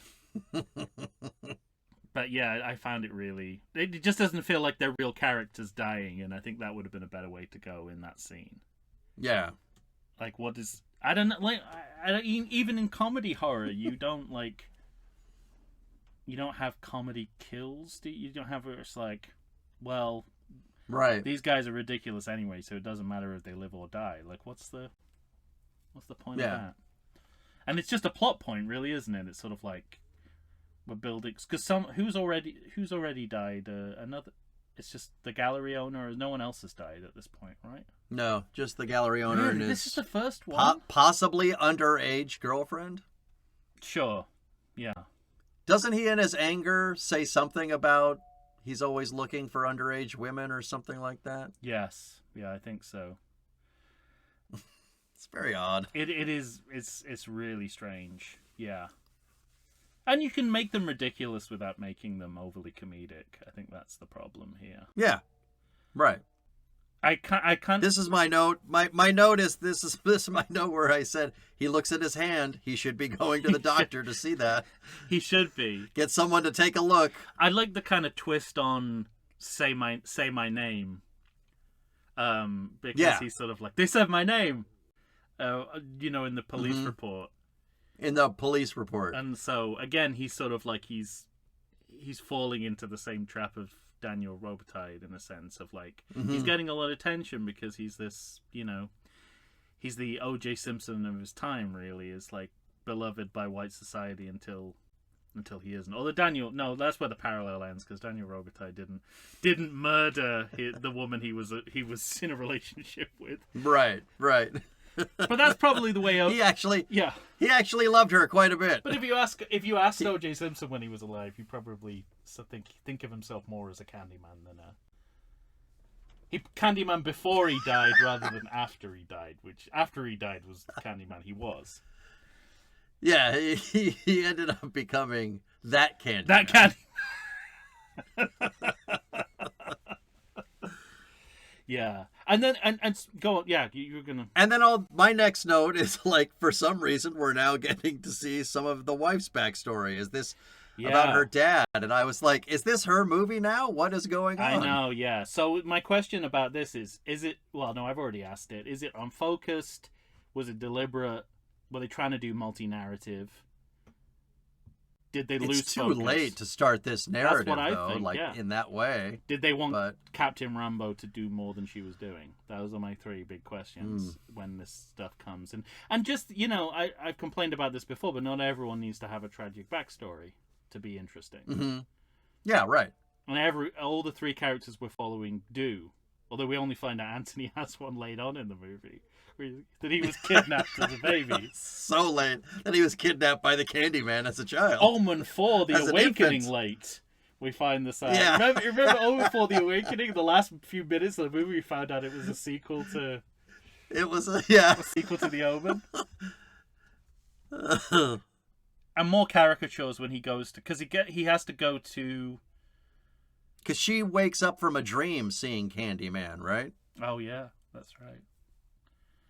And goes into the bathroom, and Anthony is just, I don't know, maybe he doesn't even have his hand out in the water, but like the faucet to the sink is just on, and he's standing in a trance, like he's slowly transforming to Candyman. Yeah. Interesting. And he goes to the... He does go to the library. He does go to... So what is it? But it's more on... It's the University Archives, right? It's the University of Illinois Archives. Yeah. It's got to be because he's pulling particular Virginia Madsen's folders, right? Virginia Madsen's story, yeah. But then my note is, all of that is just to get into the mirror-heavy elevator. Which is also, it's another split Candyman Willy Wonka reference, because it's also a glass elevator. As well as... That's right. As well as mirrors, there's also a glass elevator. Yeah, well, I mean, there's a couple of things about that. First of all, the least convincing librarian I've seen since a Revenge of the Nerds movie. Because she's this this ditzy hot girl with glasses. Right. It's like, what are we, in a sex comedy here? It's like, why couldn't you have, like, someone who actually looks like a librarian in this kind of place? Right. Who could totally be attractive, but she's like fawning. She's getting all kind of She's blushing. She's getting hot and bothered. Because, yeah. I mean, the guy who plays Anthony is a phenomenally attractive man. Yeah. I mean, we see him earlier without his shirt on, and he's very, he's sculpted. He's the Aquaman villain. Like, is he Black Manta? He's Black Mantis, yeah. I haven't seen. It's opening a can of worms. I haven't seen. Is he in the sequel too? Is he in the Lost to Atlantis? Because they set it up at the end of Aquaman. Like, I'm gonna be. I'll come for you. Yeah, and this is all about hearing Virginia Madsen's voice as well, which is something that. And this is new material for her. Yeah. It's not like they're reproducing or have old archived stuff. Like, she came back to do this voiceover. Although they split that with doing exactly that with the two cleaning ladies. Yeah, that is from the movie. That is from the original movie. Yeah, that's true. And I was kind of like, I got to go back and see, did she have a tape recorder in that scene? And I don't think she did. Did she set up a tape recorder for them to speak into, or was she? I don't know. Anyway. No, not that I remember. But obviously, we've seen this before. This is an impasse, having the voice of a legacy actor in the sequel. There are numerous examples. The one that comes to mind is Terminator Salvation, where we hear Linda Hamilton's voice on all those tapes that that John Connor has. Right. But just the idea of, like, you see legacy characters in documentation is an impasse, I think. They appear in newspaper articles or in sound recordings. And but also they, it's like, it's interesting, like, how do you approach, I've always wondered, how do you approach legacy actors and say, look, you're not continuing in the role, but we would like you to record a voiceover or stand here for a minute while we put green screen, like a digital digital nonsense on you. Like, how do you approach that? Like, does it start with, do you want to come back? No. Will you do this? Because I know that's a little, like, that happens sometimes between Aliens and Alien 3, I think.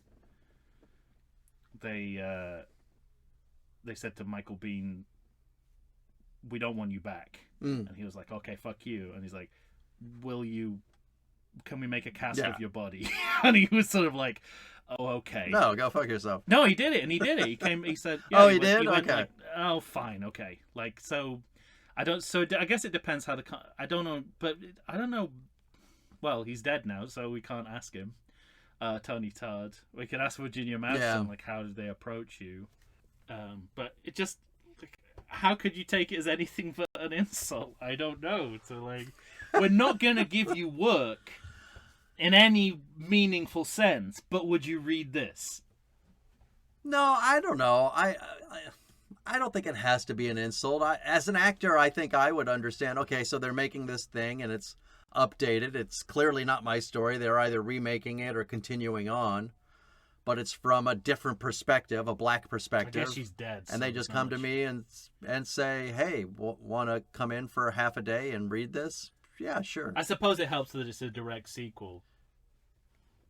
Yeah. Plus, you feel connected to the original, I'm sure. And so if you're nostalgic for that, you might say, yeah, happy to. Is it, because I'm trying, who is it? Is it? Not everybody's as angry as you are. They should be, damn it.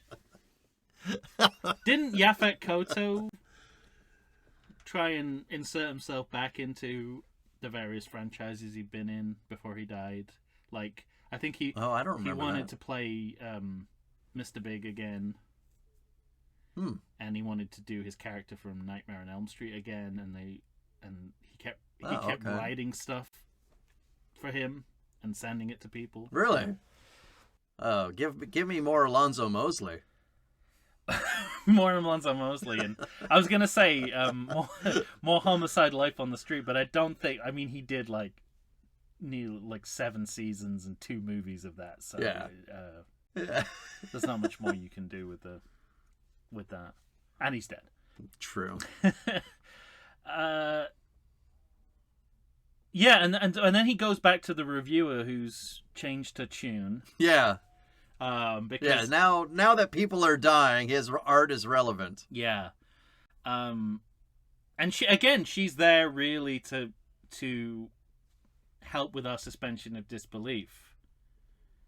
Because she talks about how, what do you think this is? I don't know what exact words are. I'm paraphrasing here, but it's along the lines of, what, do you think this is just somehow supernaturally summoning this person through your artwork? Yeah, right. And so they're kind of trying to keep a distance from that. As if horror fans need that. Yeah. The horror fans are going into this knowing it's a supernatural horror.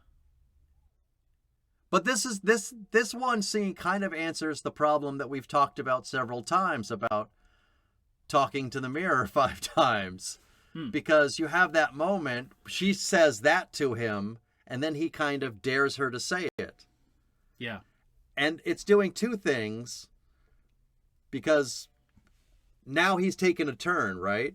Now he might be setting upon an innocent person the legend of Candyman when he knows that something terrible might happen. Yeah.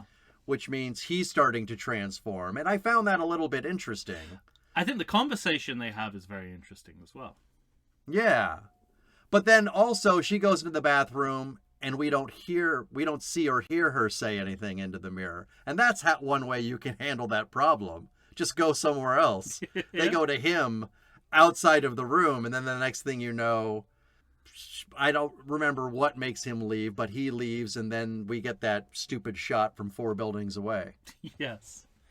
But the conversation they're having is really interesting because it's like she's putting the blame of artists. She's blaming gentrification on the artists, and he's blaming it on the yuppies that take advantage of what the artists have created.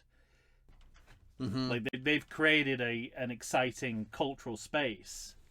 And then people move in, and it's the people who move in that raise the house prices and make it impossible for people who live there to stay there. But she's saying that the artist coming in there is the problem, and he's saying it's the people who came. If you didn't do what you did, he's saying then he's saying you're the catalyst. Is what she's saying. And it's such an interesting conversation, and I don't think it's a conversation we've had as a culture about.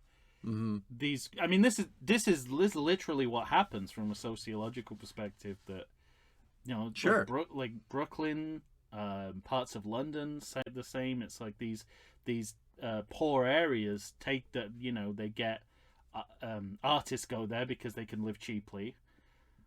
Yeah. Them being their raises and this cultural space they creates demand, and then that demand is met by people who don't live there moving in By the marketplace. So to me, it's always been a fascinating story, and one that we're sort of like, well, we're treating as if it's some sort of natural evolution of society when it's not. Mm-hmm. So I love that they're having this discussion, and it's really interesting. I agree. Yeah. So you mentioned the stupid shot from 4 buildings over. There's a slow pull out. Are you talking about the slow pull out of the apartment window as the death occurs? Yeah. Yeah. So and the critic gets it. And I think this is where I would like Nia DaCosta to be wearing her horror glasses. Yeah, because you're burying effective horror for the sake of aesthetics. Mm-hmm. You know what I mean? Like, and you're doing it in tribute to one of the horror masters, because it's a very Hitchcockian shot. But I don't think Hitchcock would have cut away from that moment. Yeah, right. And for us to see it from far away, because it's not. It's the opposite of scary. In fact, it feels safe and distant. Yeah, it does. It feels sanitized. Yeah. And I think maybe what you need, if you want to do that, if you want to keep it Hitchcock, first of all, I still think it's a little too far away. If it was a little closer, I'd almost be okay with it. But if you're going to be outside the window for it, I think what you need is someone seeing it. And it doesn't have to be anybody we know. It's just someone seeing it and then picking up the phone. Cut. The next thing you know is the news report of the critic being killed, blah, blah, blah, blah, blah. Brian De Palma's sisters. Speaking of Hitchcock. Sisters. Good stuff. Yeah, very good stuff. That first scene, I like that shit. That was one of That's like the best use of his split screen. Yeah, and the best Hitchcock pastiche he ever did, I think. And it was like the first one he did was the best one. Well, Carrie, arguably, but I think Carrie goes above that. Sisters just feels like full-on Hitchcock pastiche. And then I just spoiled the movie if you haven't seen it, but the final shot of fucking Charles Durning on the top of a telegraph pole with his binoculars, knowing there's a body inside this this furniture, but following it across the country. It's a very Hitchcockian ending. Yeah. Well, this is about the time, at least in my notes, that post that stupid shot. I'm glad we agree. Post stupid shot. This is where we finally get original recipe Candyman, and we're told the title is inherited by black victims of violence. They all have their Candyman face. Yeah. So we're and this is when he says, because I wrote it down. This is when he says they love what we make, but not us. Yeah, it's in this scene, and that's interesting. Again, it clashes with what the original movie tells us about this. That they say, oh well, it's just because there's kind of a fake out in that movie that it's just a coping mechanism for people who live through violence in their daily lives, and then the rest of the movie disproves that. This movie proves that that's true, but that's part of the supernatural mythology. So it compromises what we know, which is why I think this would have been done much better as a reboot, where you can create an entirely new fictional universe where the rules are different. The rules of Candyman are different, but if you're a direct sequel, then you have to find some way to bridge. You have to adhere. Well, you have to bridge those two viewpoints somehow, and there are just diametrically opposed opinions on what Candyman is. Quite frankly. I was smarter in my notes than I thought, because I kept saying earlier I should have taken a look at all my notes beforehand, because I did write down that this is the moment where he tells the Daniel Robitaille story as opposed to the other previous stories. Yeah. Yeah, so... And his wife finds his paintings that look like the paintings of a raving lunatic. Sure. And, that line, mentioned, I think it's extraordinary what it says about black art. It made me think about, I mean, you could apply it to any medium really, but it made me specifically think about music. Music, yeah. You know, blues, rock and roll, hip hop, dance music, like everything, literally everything. You know what it oddly makes me think of mostly actually is athletics and sports. Yes. Because it goes beyond athletes art, doesn't it? Yeah. set the trends of what they're listening to and what they wear. Mm-hmm. And we follow that and love that. But like Coleman Domingo says, it's like we want to just take all of that and leave who you are behind. With no improvement in the social, no like significant improvement or parallel improvement, I suppose, of the social standing in society. Right. That's the disparity that's being called out here, and it's an important one to remember, and it's very nuanced point, and I like that they kind of throw it in just as food for thought. Like it speaks to the themes of the movie, but it doesn't affect anything to do with the plot. But I'm really glad that line is in there. Yeah, me too.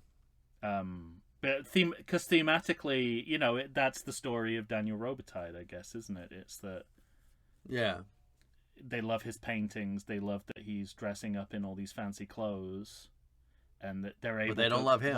wine and dine him. But as soon as he looks twice at a white woman, it's B-NATO. It's the bees for you. It's B-NATO for you, yeah. So yeah, and then they say Candyman is how we deal with the fact that these things happen, which is the opposite of it's a coping mechanism for what these people go through in their daily lives. Well, it's the same sentiment, but different perspectives on it. What Helen thought before she was proved wrong, turns out was right. Yeah, right. All these years later. Right. So many years later. It's you need Kylo Ren to come in and go, oh no, I know. Oh, hey. We said this, but we never actually said that, except that we did. Yeah. You're remembering it wrong. Trust me. I'm J.J. Abrams. You're remembering it wrong. All right, on that note of hatred. No. Hey, J.J. Abrams. No one said he had to gaslight us. I understand. We've seen sequels before. We know retconning happens. We don't need this. We don't need the director to come in and say you heard it wrong. You watched it wrong.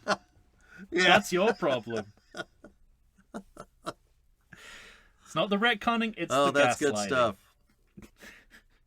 Well, we're about to re-meet a white girl that it took me a few minutes to remember where I first saw her. So. Oh God! Well, I'd already, even in resuming this episode, from the last time I looked at my notes, I'd forgotten that this scene is in here. So yeah.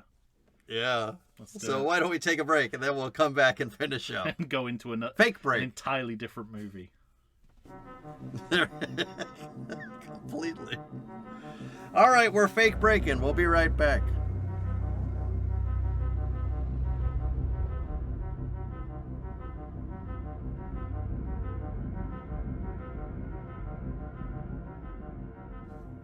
And we're back once again, ladies and gentlemen.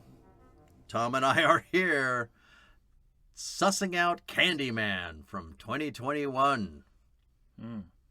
When last we left, Tom, well, I just telling you, my notes say rando white girl from the gallery is back for some reason. It's like the movie remembered it was a horror movie and needed one of these scenes. And also, like, this smells to me like studio notes. Interesting. Younger demographic, characters who have no relationship to the rest of the movie. Yeah. I mean, the only connective tissue is that she took a photo of one of his paintings. Right? There's no other connection. No, she's just at the art gallery at the beginning. Is she with her mom? I think it's just her on her own. Like she's a. So they're in a high school. Is this a high school or a college? What? Yeah. Okay, so it's high school. No, it feels very high school to me. Yeah, and so like because they're a younger demographic, because Mm-hmm. I think they're trying to say something about viral media, right? The sort of like, because the instead of oral history, this is our equivalent of oral history now, as we pass Sure. things through social media. So the idea, she posted it on Instagram, although we don't see any of that happening because then you'd have to license it, or make up a fake Instagram. Yeah. She's kind of passed on the knowledge, but also like the depiction of these characters is more that sort of post-Scream characters who know the rules of the franchise they're in. Yeah, right. Which doesn't apply to any other set of characters in the movie. Characters in the movie. Yeah. It's kind of like... Although, actually, right before this scene, the girlfriend... she says, should we summon Candyman? And she says, why would I do that? And it's the first time anyone in any of these movies has ever clapped back on that one. Like the meme of Batman slapping Robin.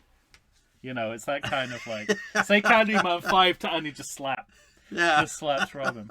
But yeah, we go to these high school students, and then there's all this back and forth about, are we gonna do the classic horror cinema black person dies first, or is it gonna be all the white characters who die, leaving the black person alive? And and predictably, I guess for this movie, it does the latter, right?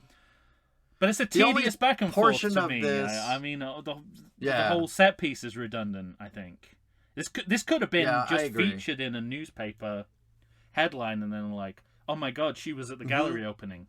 You don't even need a shot of her at the gallery opening. Just be like, oh my god, someone else connected with that gallery opening. Right. Died. The only portion of this I like, because I like people barely escaping death, but I like that that's a troubling fact about you. You just slipped in there. I feel like I'm going to be reporting that in court one day. Yeah, you just said on the podcast, and at the time we didn't think really alarmed me. We just thought he was joking, but then we find out what was going on at his apartment, and it all made sense.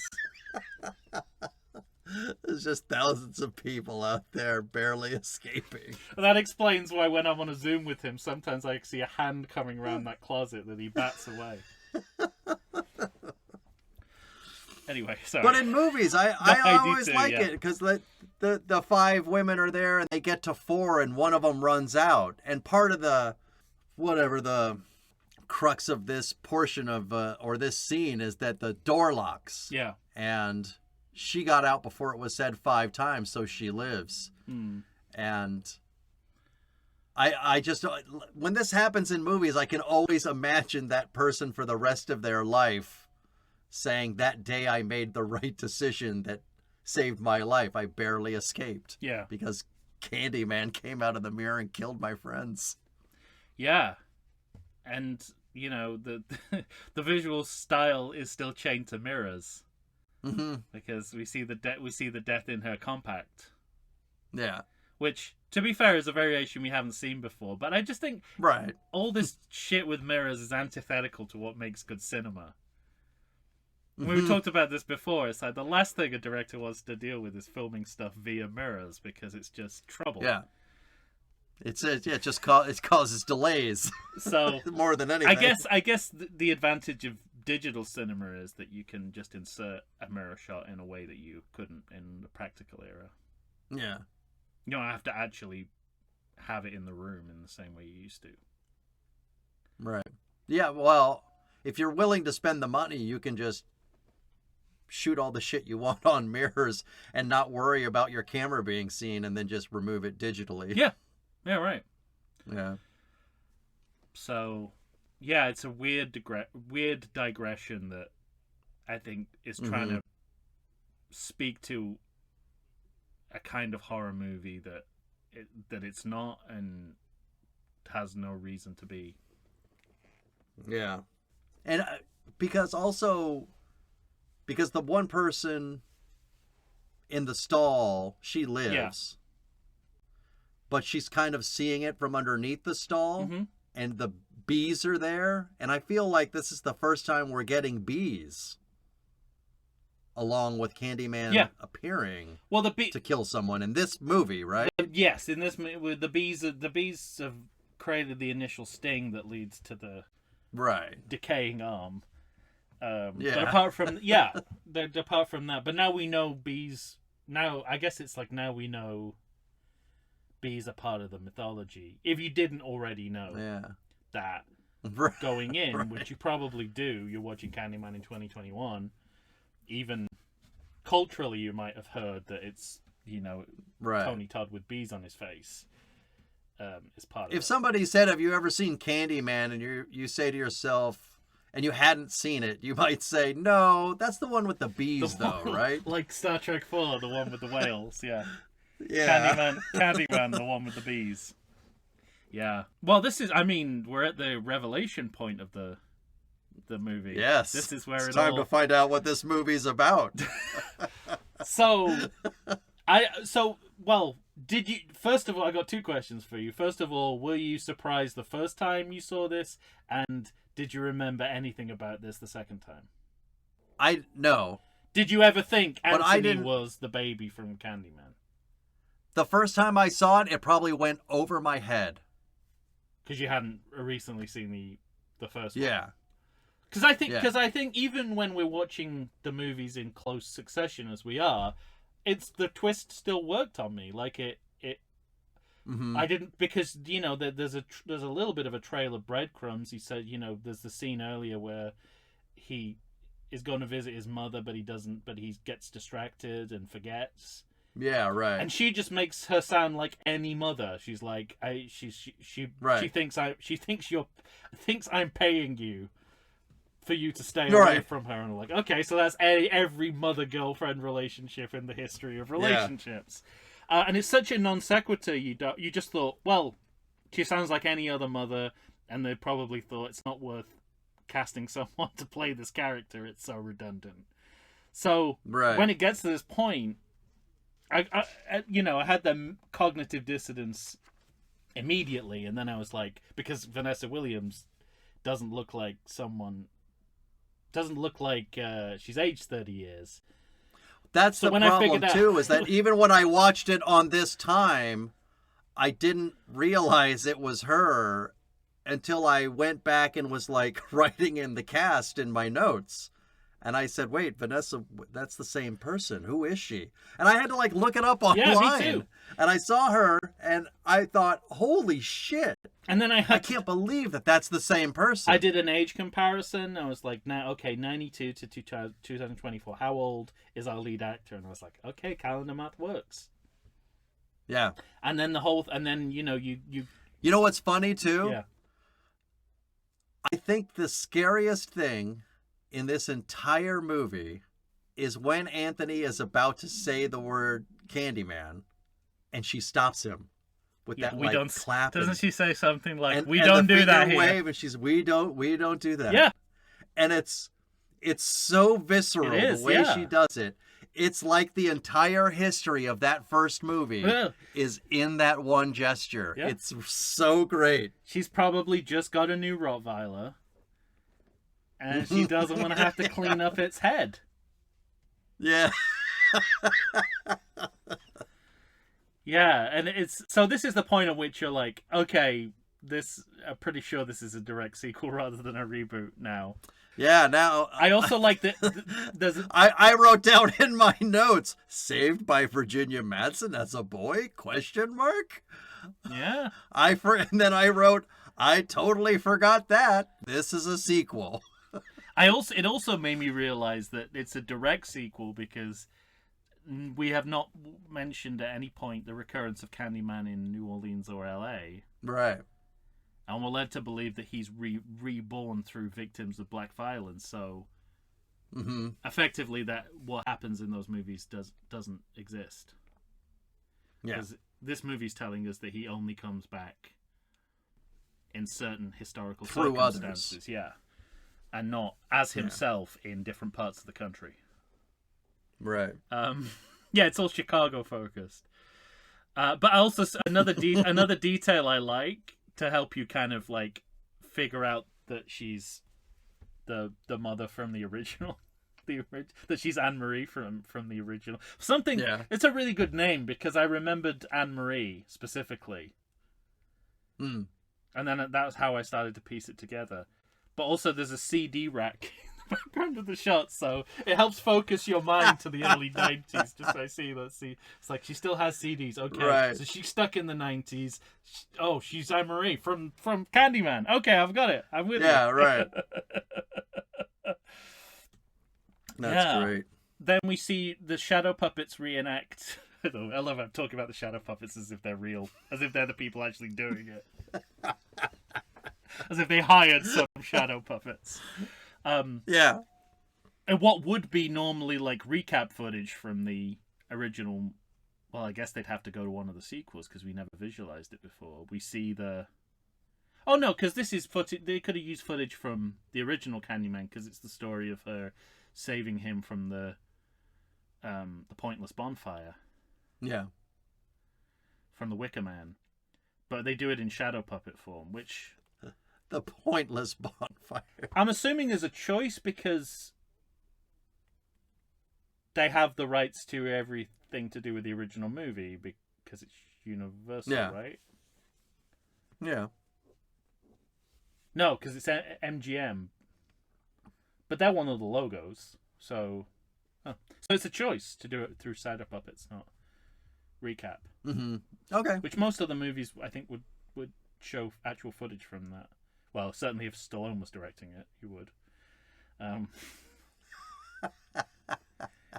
It's so interesting. At this point, with this revelation, I held off writing a note about how Tony Todd was not in the movie. I knew we would get a digital de-aged likeness of Tony Todd by the time the movie was up. Oh, wow. I started to write, and I left it in there so I could see that I started to write it. It's like, interesting Tony Todd not brought back, ...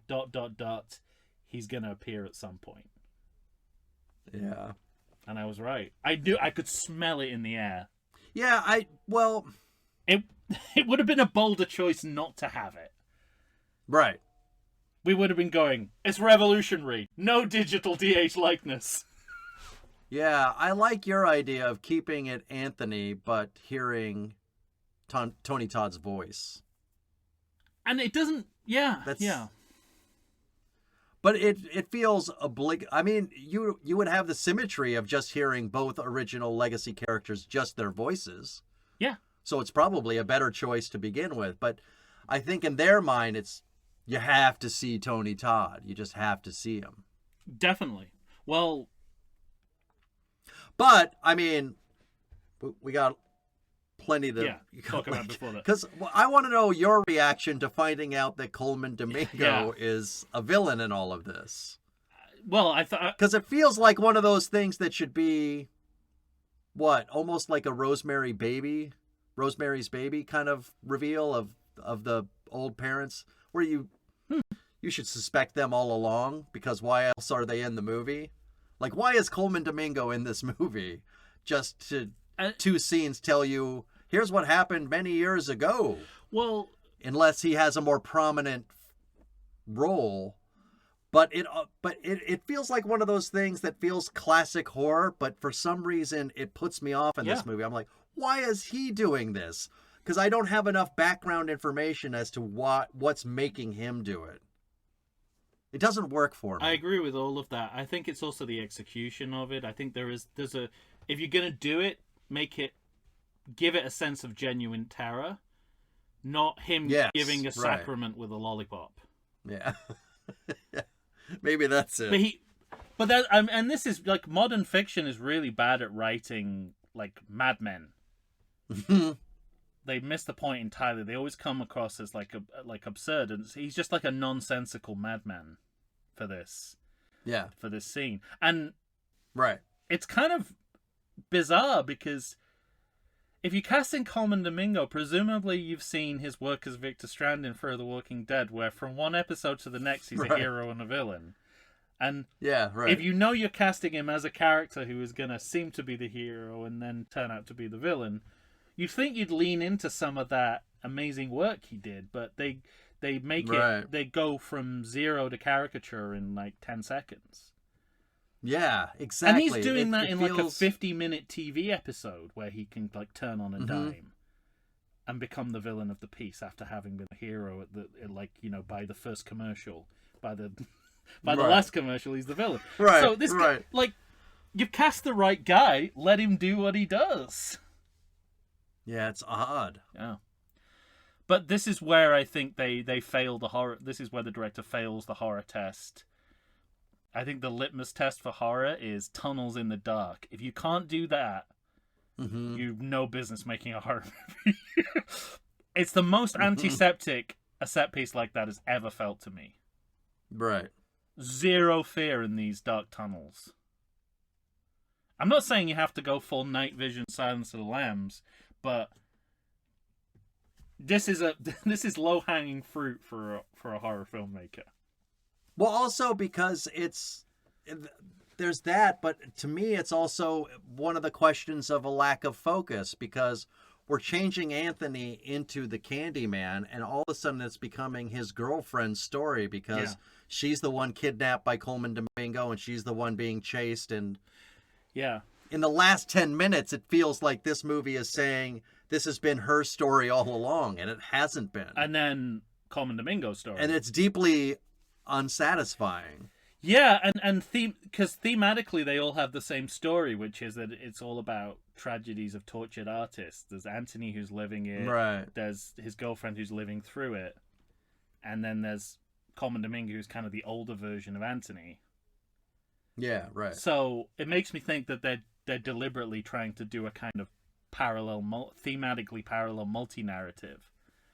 And we've never had this kind of character before, this helper character. We had the goth cult.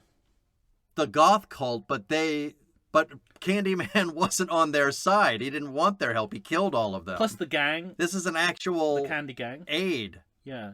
Yeah, I think he's the surrogate for the Candy Gang or the goth cult. It's weird. You need he's the hamburger helper. Robble.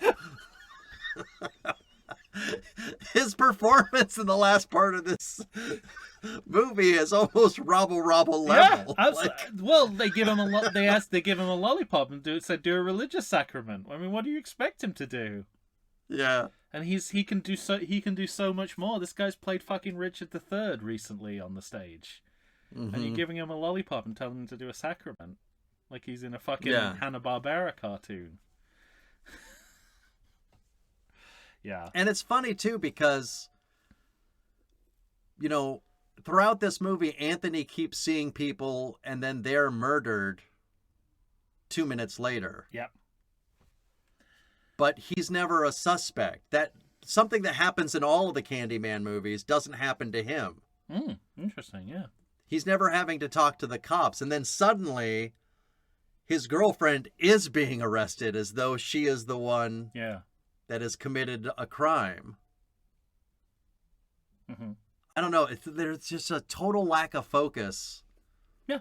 And it all comes to a head in this last 10 minutes of the movie, where the movie comes kind of crashing down around itself as it's trying to unravel all the tightly wound threads that it... Well... But there were just too many for them to coherently unravel. And I tried to read some kind of context clues here, thinking about the recency of what happened to George Floyd. Again, not that any of that's new, but the mainstream attention to it was new. And the protest culture was, if not new, then revived. The way that suddenly this feels like a different movie in its ending than it's been all along. And knowing that Jordan Peele movies have kind of crossed this bridge before, where they had two different endings for Get Out. One where he gets away and one where he doesn't, and they went with the one where he gets away based on test audience screenings. And so putting that all together in my head while watching this and thinking like we go from a Candyman movie to all the way back to Night of the Living Dead.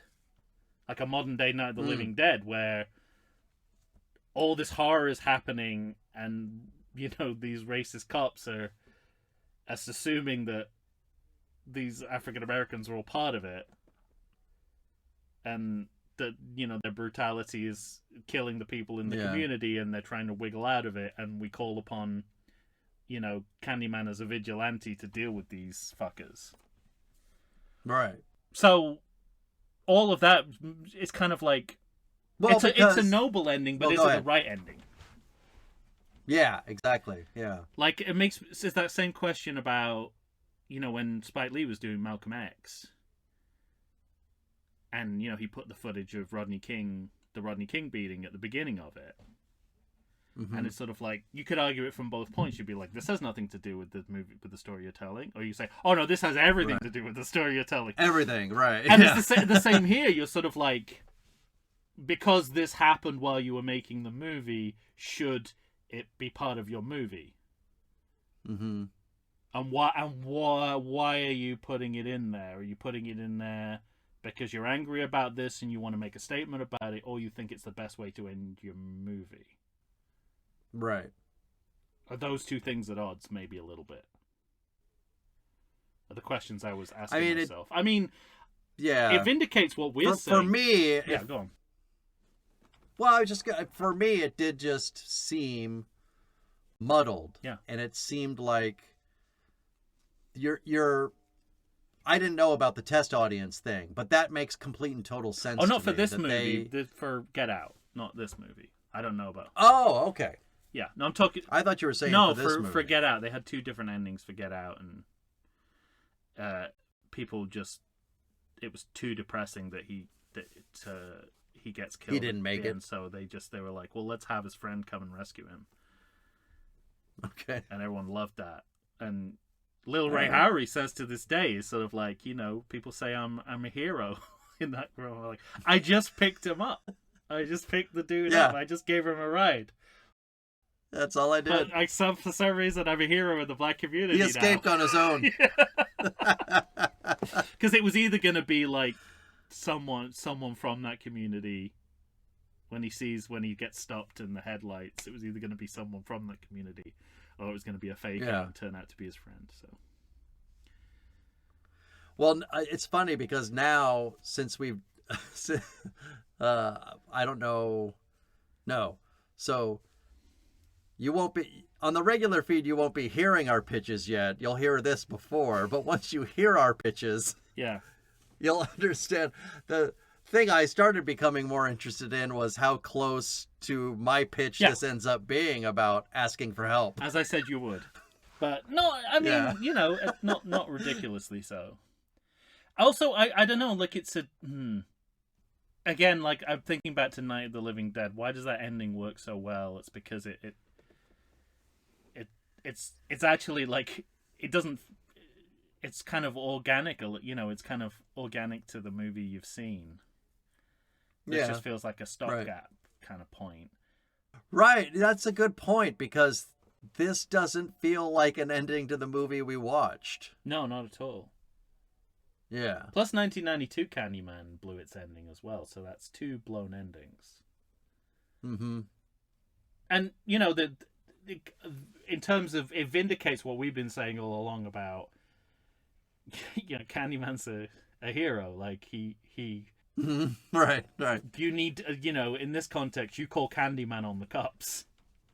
You don't call the cops on Candyman. You call Candyman on the cops.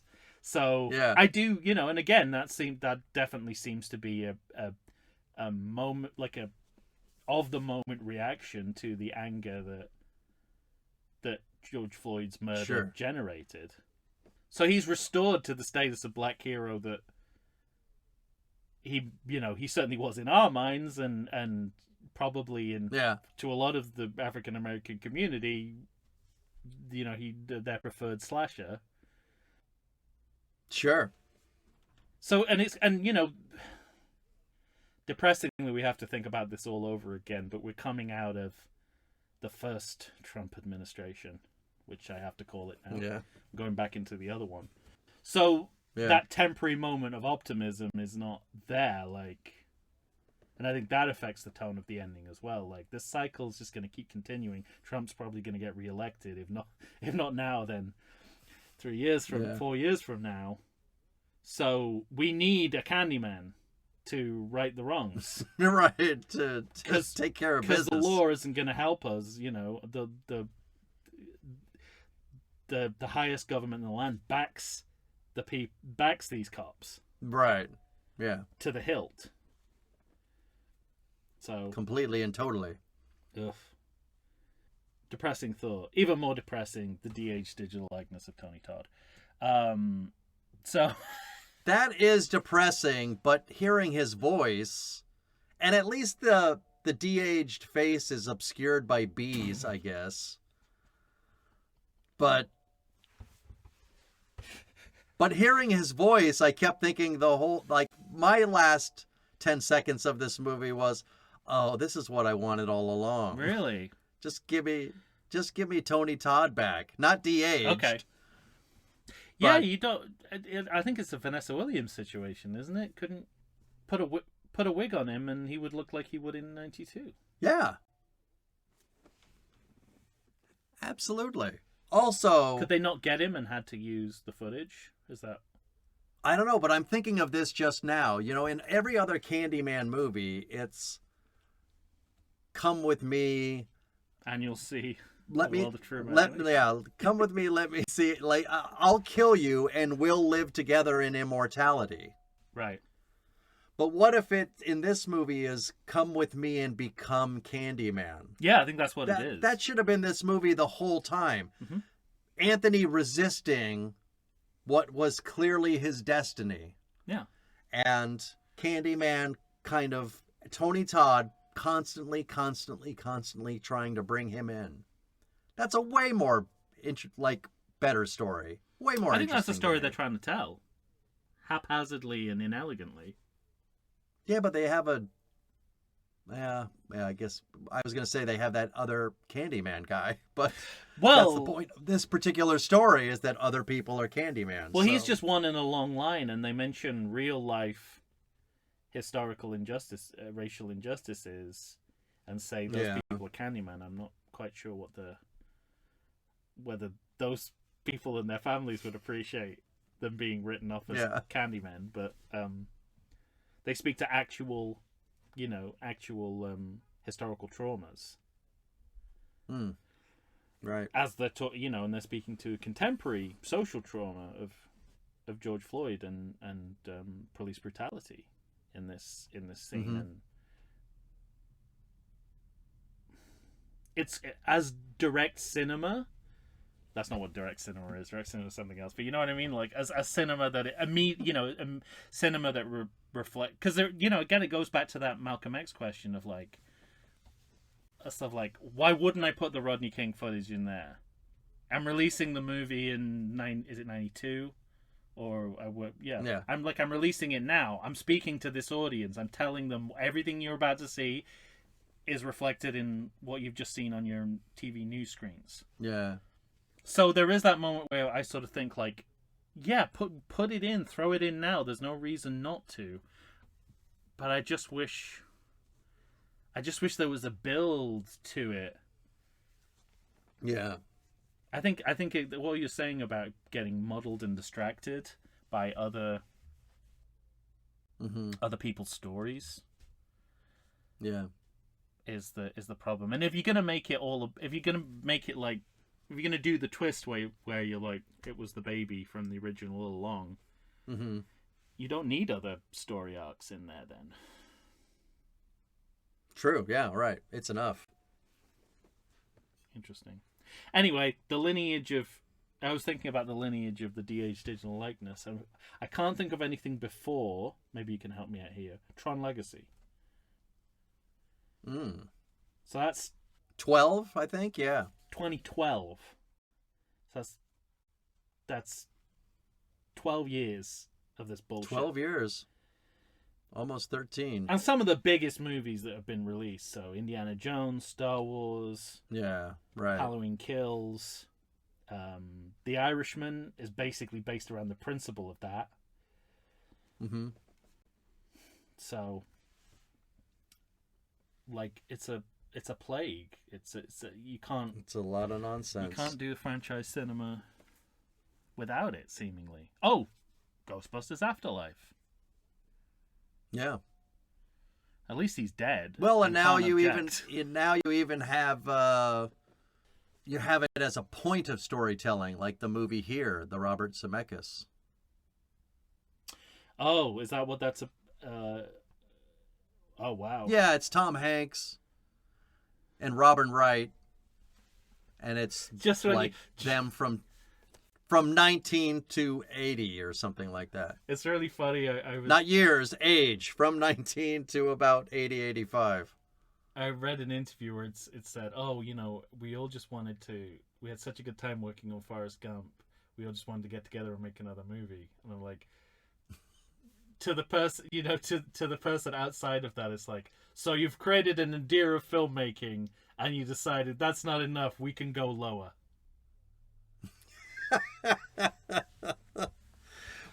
There are examples of that not working before in filmdom. Maybe they should have watched Fierce Creatures. Oh, I haven't seen Fierce Creatures. That's a kind of a spiritual sequel to Fish Called Wanda. Fish Called Wanda. And they have de-aging. You haven't seen in that movie? Oh, why would no? No, they don't have de-aging. Okay. But it's just the idea. The idea of we really had such a great time together. We had to get together and make another movie. And set it in a zoo. A Fish Called Wanda is a movie I laughed at probably more than any other movie hilarious. in the movie theater. Mm-hmm.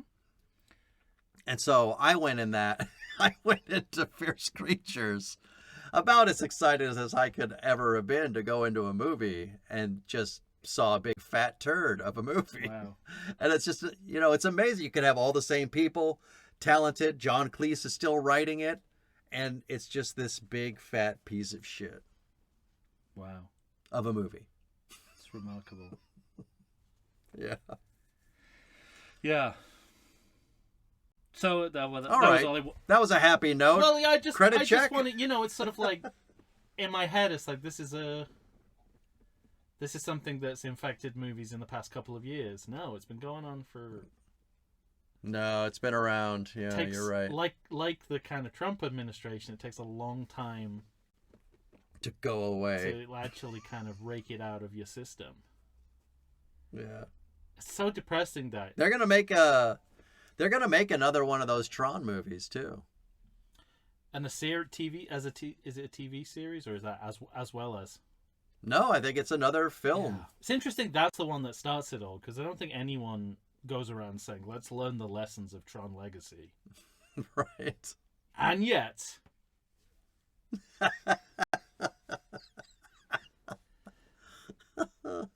It'd be interesting to break that down as like a period where we're just about getting away with it, and then it starts to look good. It's not like having real people in movies, but it starts to look quite good, and everyone just kind of accepts it as it. I'll tell you this: I went and saw that movie here, and that is about as good as it's ever looked.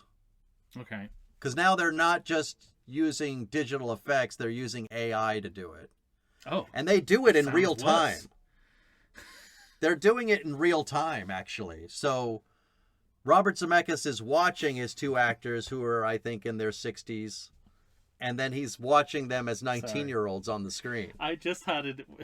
The way you described it, then I was trying to figure it out in my head. And I don't know if you've seen any post-election John Oliver episodes, but he showed a clip of Michael Cohen doing like a live Q&A on Instagram, and someone kept putting like an image of a turkey around his face, and he couldn't stop it happening. He was like, "Stop doing that with the turkey." And for some reason, I was thinking about, well, so like they digitally add on the different look, but if they get it wrong, it could be like a lion's mane or something. Oh, that'd be good. Oh well. Yes, credit check. So again, not much here, mainly because the credits are too small for me to see. Because they have it as a split screen with a shadow puppet display going on one that's side. Right. And it has the unfortunate effect of making it look like the TV version of the movie. They are so into their puppets. You know in a TV showing where you kind of like you do split screen or you make the credits small and they go faster. That's kind of what it was like, and it made me think: how small are the credits when it's shown on AMC? Boxes within boxes, pictures within pictures. I've got dozens of boxes on my screen. And my only other note is about one of my only other notes is about the shadow puppets themselves, and I was watching them and thinking, like, what does this make me think of? And something about the combination of puppets and explicit content made me think Team America. Mm-hmm. So that's what I kept thinking about. I was like, yeah, that's why I find it hard to take it seriously. Partly. Bro, okay. I also think of Being John Malkovich. But that's real. Those are real, puppets. I think I would have been more up for real puppets because there's I don't know. It's a weird device. You know what it seems like in too? 2021. It's a weird device. This movie feels as though they wanted to make this whole movie with those puppets. You think so? That's what it feels like. They would have been happier to do that. Did they here's a question. Did they originally envision it as a credit sequence or a title or title sequence? Ooh, probably. And then they were like, "This is too good." Yeah, instead of like doing a recap montage of various scenes from Candyman movies, we do it all with shadow puppets. Yeah. Well, it's another sequel reboot thing that I always quirk that I always look for. It's a double adaptation, so we're remaking Candyman to some extent, and the short story that it's based on. So every sequel or reboot is kind of like a double adaptation, and if it's like a literary source material, and it's kind of interesting, like to think Jaws 2 is based on a novel, you know? Right. It's a weird thing. It ends up. It's funny. Maybe it's why these movies end up being a little bit weaker because it's a copy of a copy of a copy. Seventh generation, yeah. I think that's certainly part of it. And then the final credit on the screen was organizations that support racial injustice and healing. So I was grateful for this kind of socially responsible filmmaking. But again, I sort of questioned: is Candyman the best vehicle for this? No, I mean genuinely, like. Yeah. Is there an element of trivialization? Not to say that horror movies can't have that subtext and extra meaning and be socially conscious movies. They absolutely are. We know this. Well, we talked about Silence of the Lambs, so if it's like you play it to be your horror movie to be great and straight, like you can win all the awards. It's what you can do. But at the end of Silence of the Lambs, it doesn't say, you know, if you've been affected by people making umbrellas out of your skin, contact these organizations. And it just, and I don't know, it makes me sound more conservative than I actually am about this, because I do think, you know, in the end, I think it's a good thing. I think it's, you know, it's a good thing, and it tracks with the end. You know, the ending is probably something triggering, referring to real social events that it, you know, is causing PTSD. Yeah. But it's just, I just don't know. But then, you know, I don't want to contradict myself, because it's like, I think of horror movies as being more worthy than most people do. But I also think of them as being primarily entertainment. I think it's the fact that they're primarily entertainment that shouldn't work against them as movies. As being considered great movies. Doesn't have to have a social message to be a great horror movie, or vice versa. Right. Anyway. As it was, I mean, yeah, if you're gonna, you know, with the amount of credits we have now, sure, throw it in. But But if you're part of those, what's 5 more seconds? Like those organizations, or those organizations thinking, well, we'll reach more people this way because more people are going out seeing a Candyman movie than they are a documentary about police brutality. Well, not according to my data gathering, because by the time the credits finish, I'm the only one left in the theater. Oh. And that's you data gathering, is you like, so when it gets to the final credits, you get your pad out and you're going, take a look around. Yep, nope, 0 people again. Just the guy cleaning the place now. Yeah. Who seems perturbed that he can't turn the lights on bright and has to wait for me to get the fuck out. We used to. This isn't.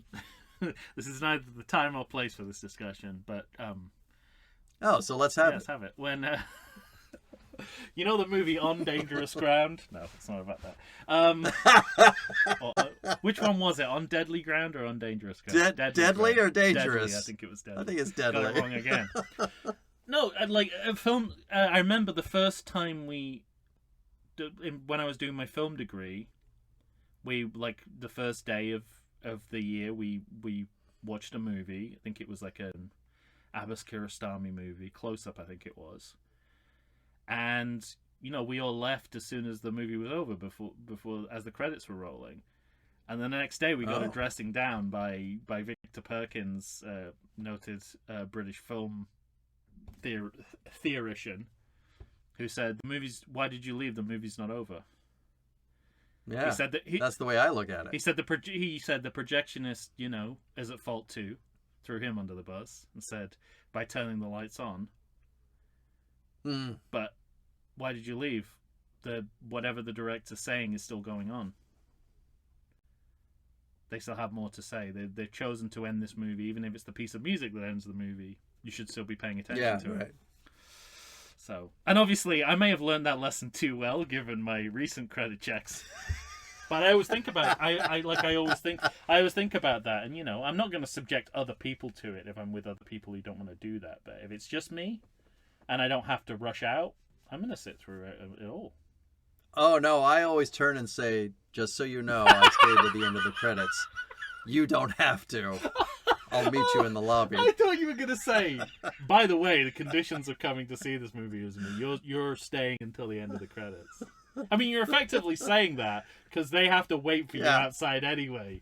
So they'll be no like, I'll what. just sit here and find out who was the assistant marketing who was on the craft service. Yeah, assistant. Who's related to who among the stunt people. I do find if I'm at the movies with someone that doesn't know this about me, or I wonder, I do find that I try to make it interesting for them. Like I find little, like you do, little fact checks. I'm like, oh, look at that name. Oh, totally. You got to latch onto something. Yeah. Because, well, I suppose try to show them a reason why that I'm subjecting them to this. And I guess the kind of the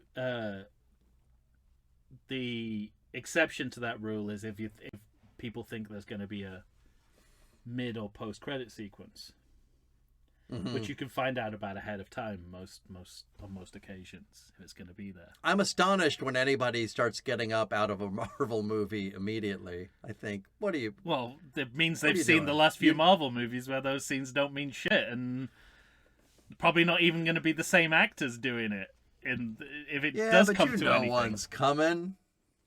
Sit down. There's only one Marvel post-credit sequence that counts for me. That's worth staying for. Spider-Man?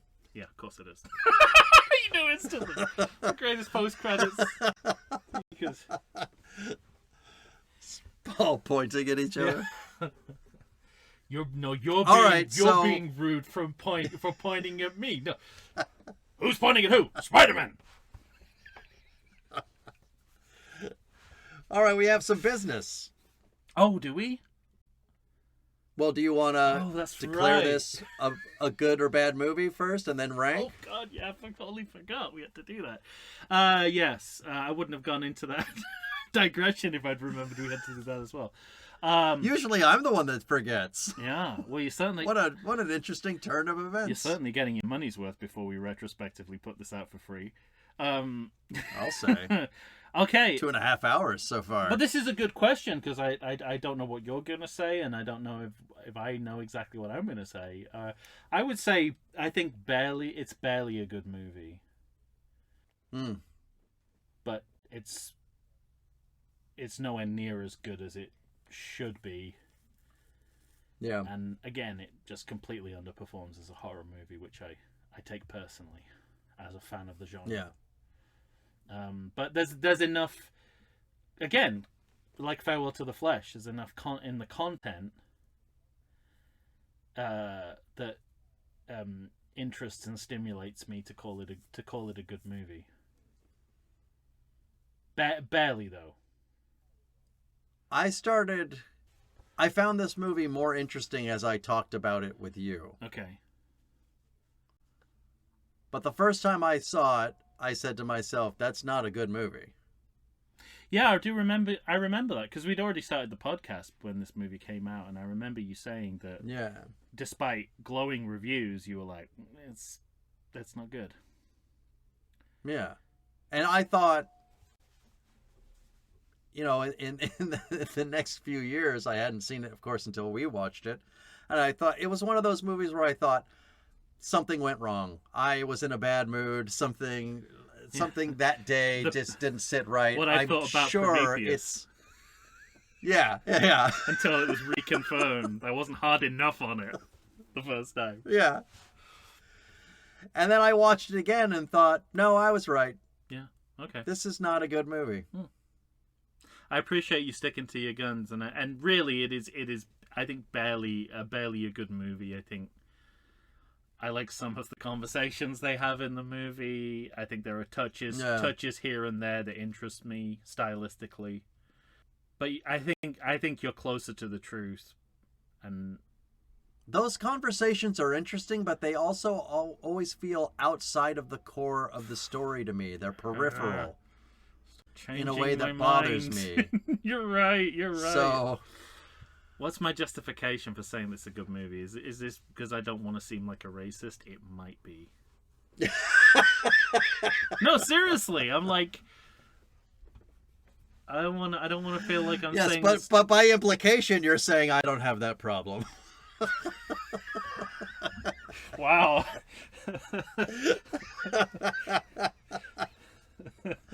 I thought I was damning myself. I was damning you too. Yeah. No, I respect that you're not tainted by those questions. Those are the things that are interesting about the movie, but it feels outside of the core of the story. They didn't make it a part of the story in a way that makes me say it's a good movie. I can't disagree with that. I think I'm going to change to bad. Oh, I'm disappointed in you.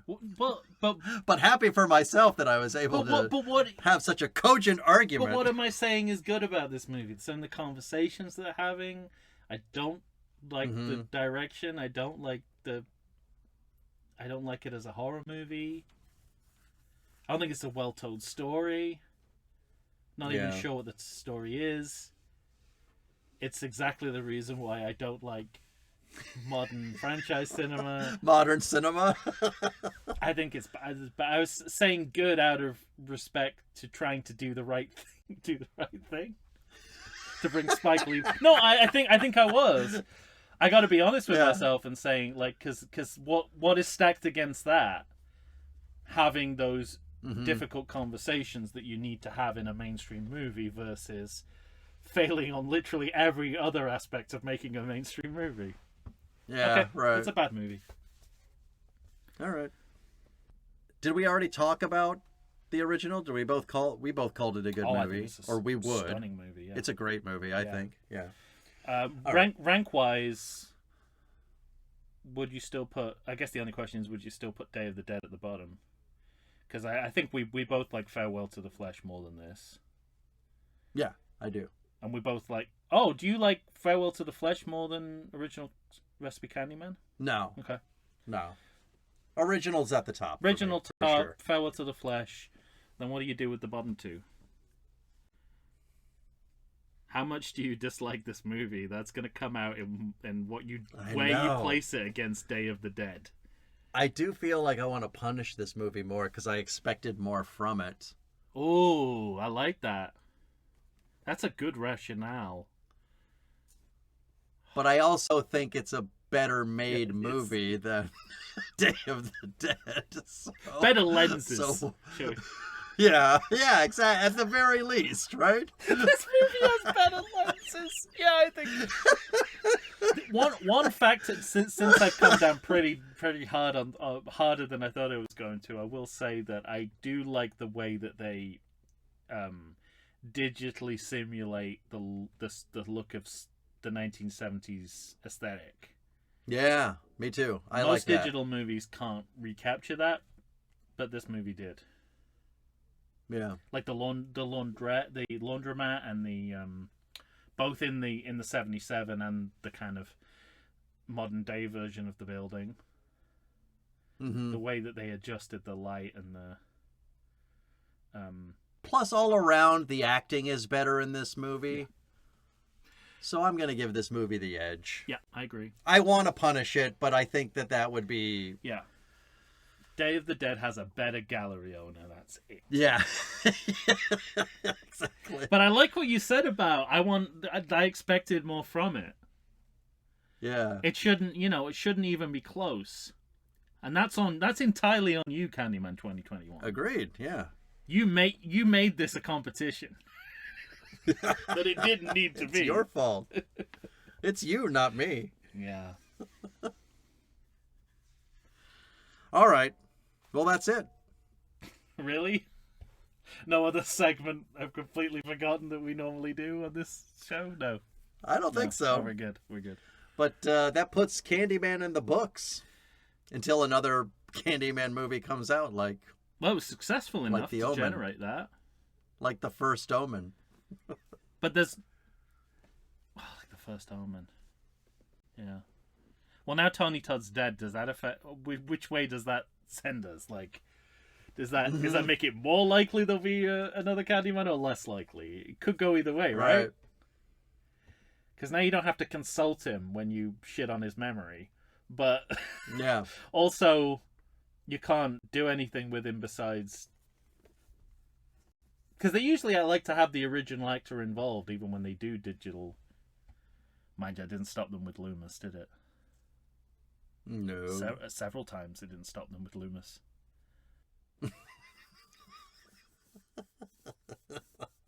In voice and in picture. In voice and with a mask of his own face on top of him, yeah. All right. Yeah. Well, ladies and gentlemen, that's TBD. it for the Candyman series for now. For now, yeah. But you're going to have to tell us what you think of this Candyman kind of sequel for 2021. Kind of sequel.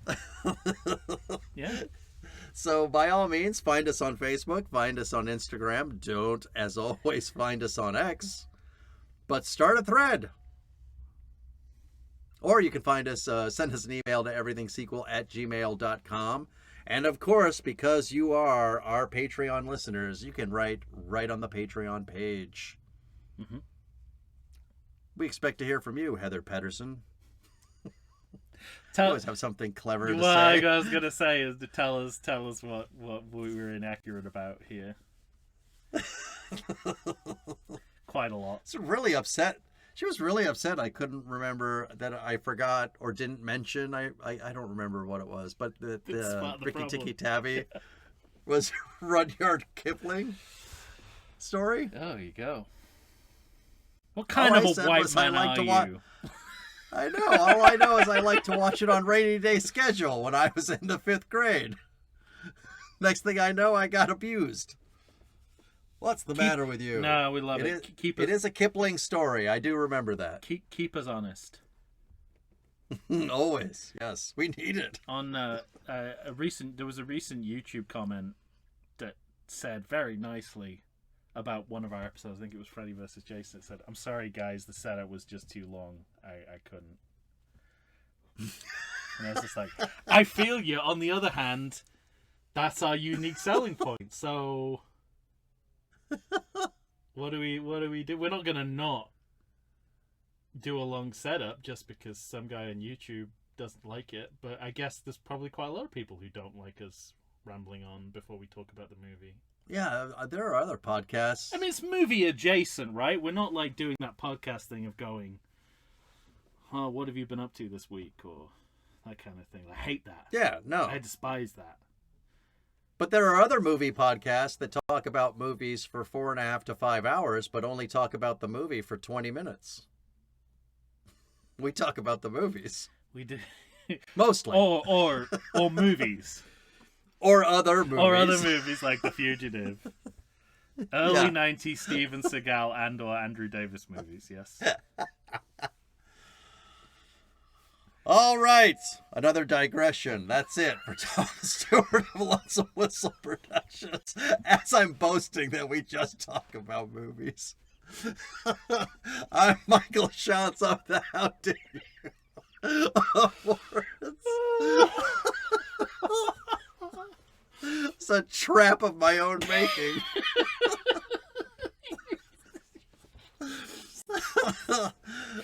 Oh. Say goodbye to everybody, Tom. Black people don't need to be summoning shit. Agreed. It's a good counterpoint to the somewhat mystical portrayals of African Americans in the original movie. Absolutely. All right, everyone. Thanks for listening. We'll be back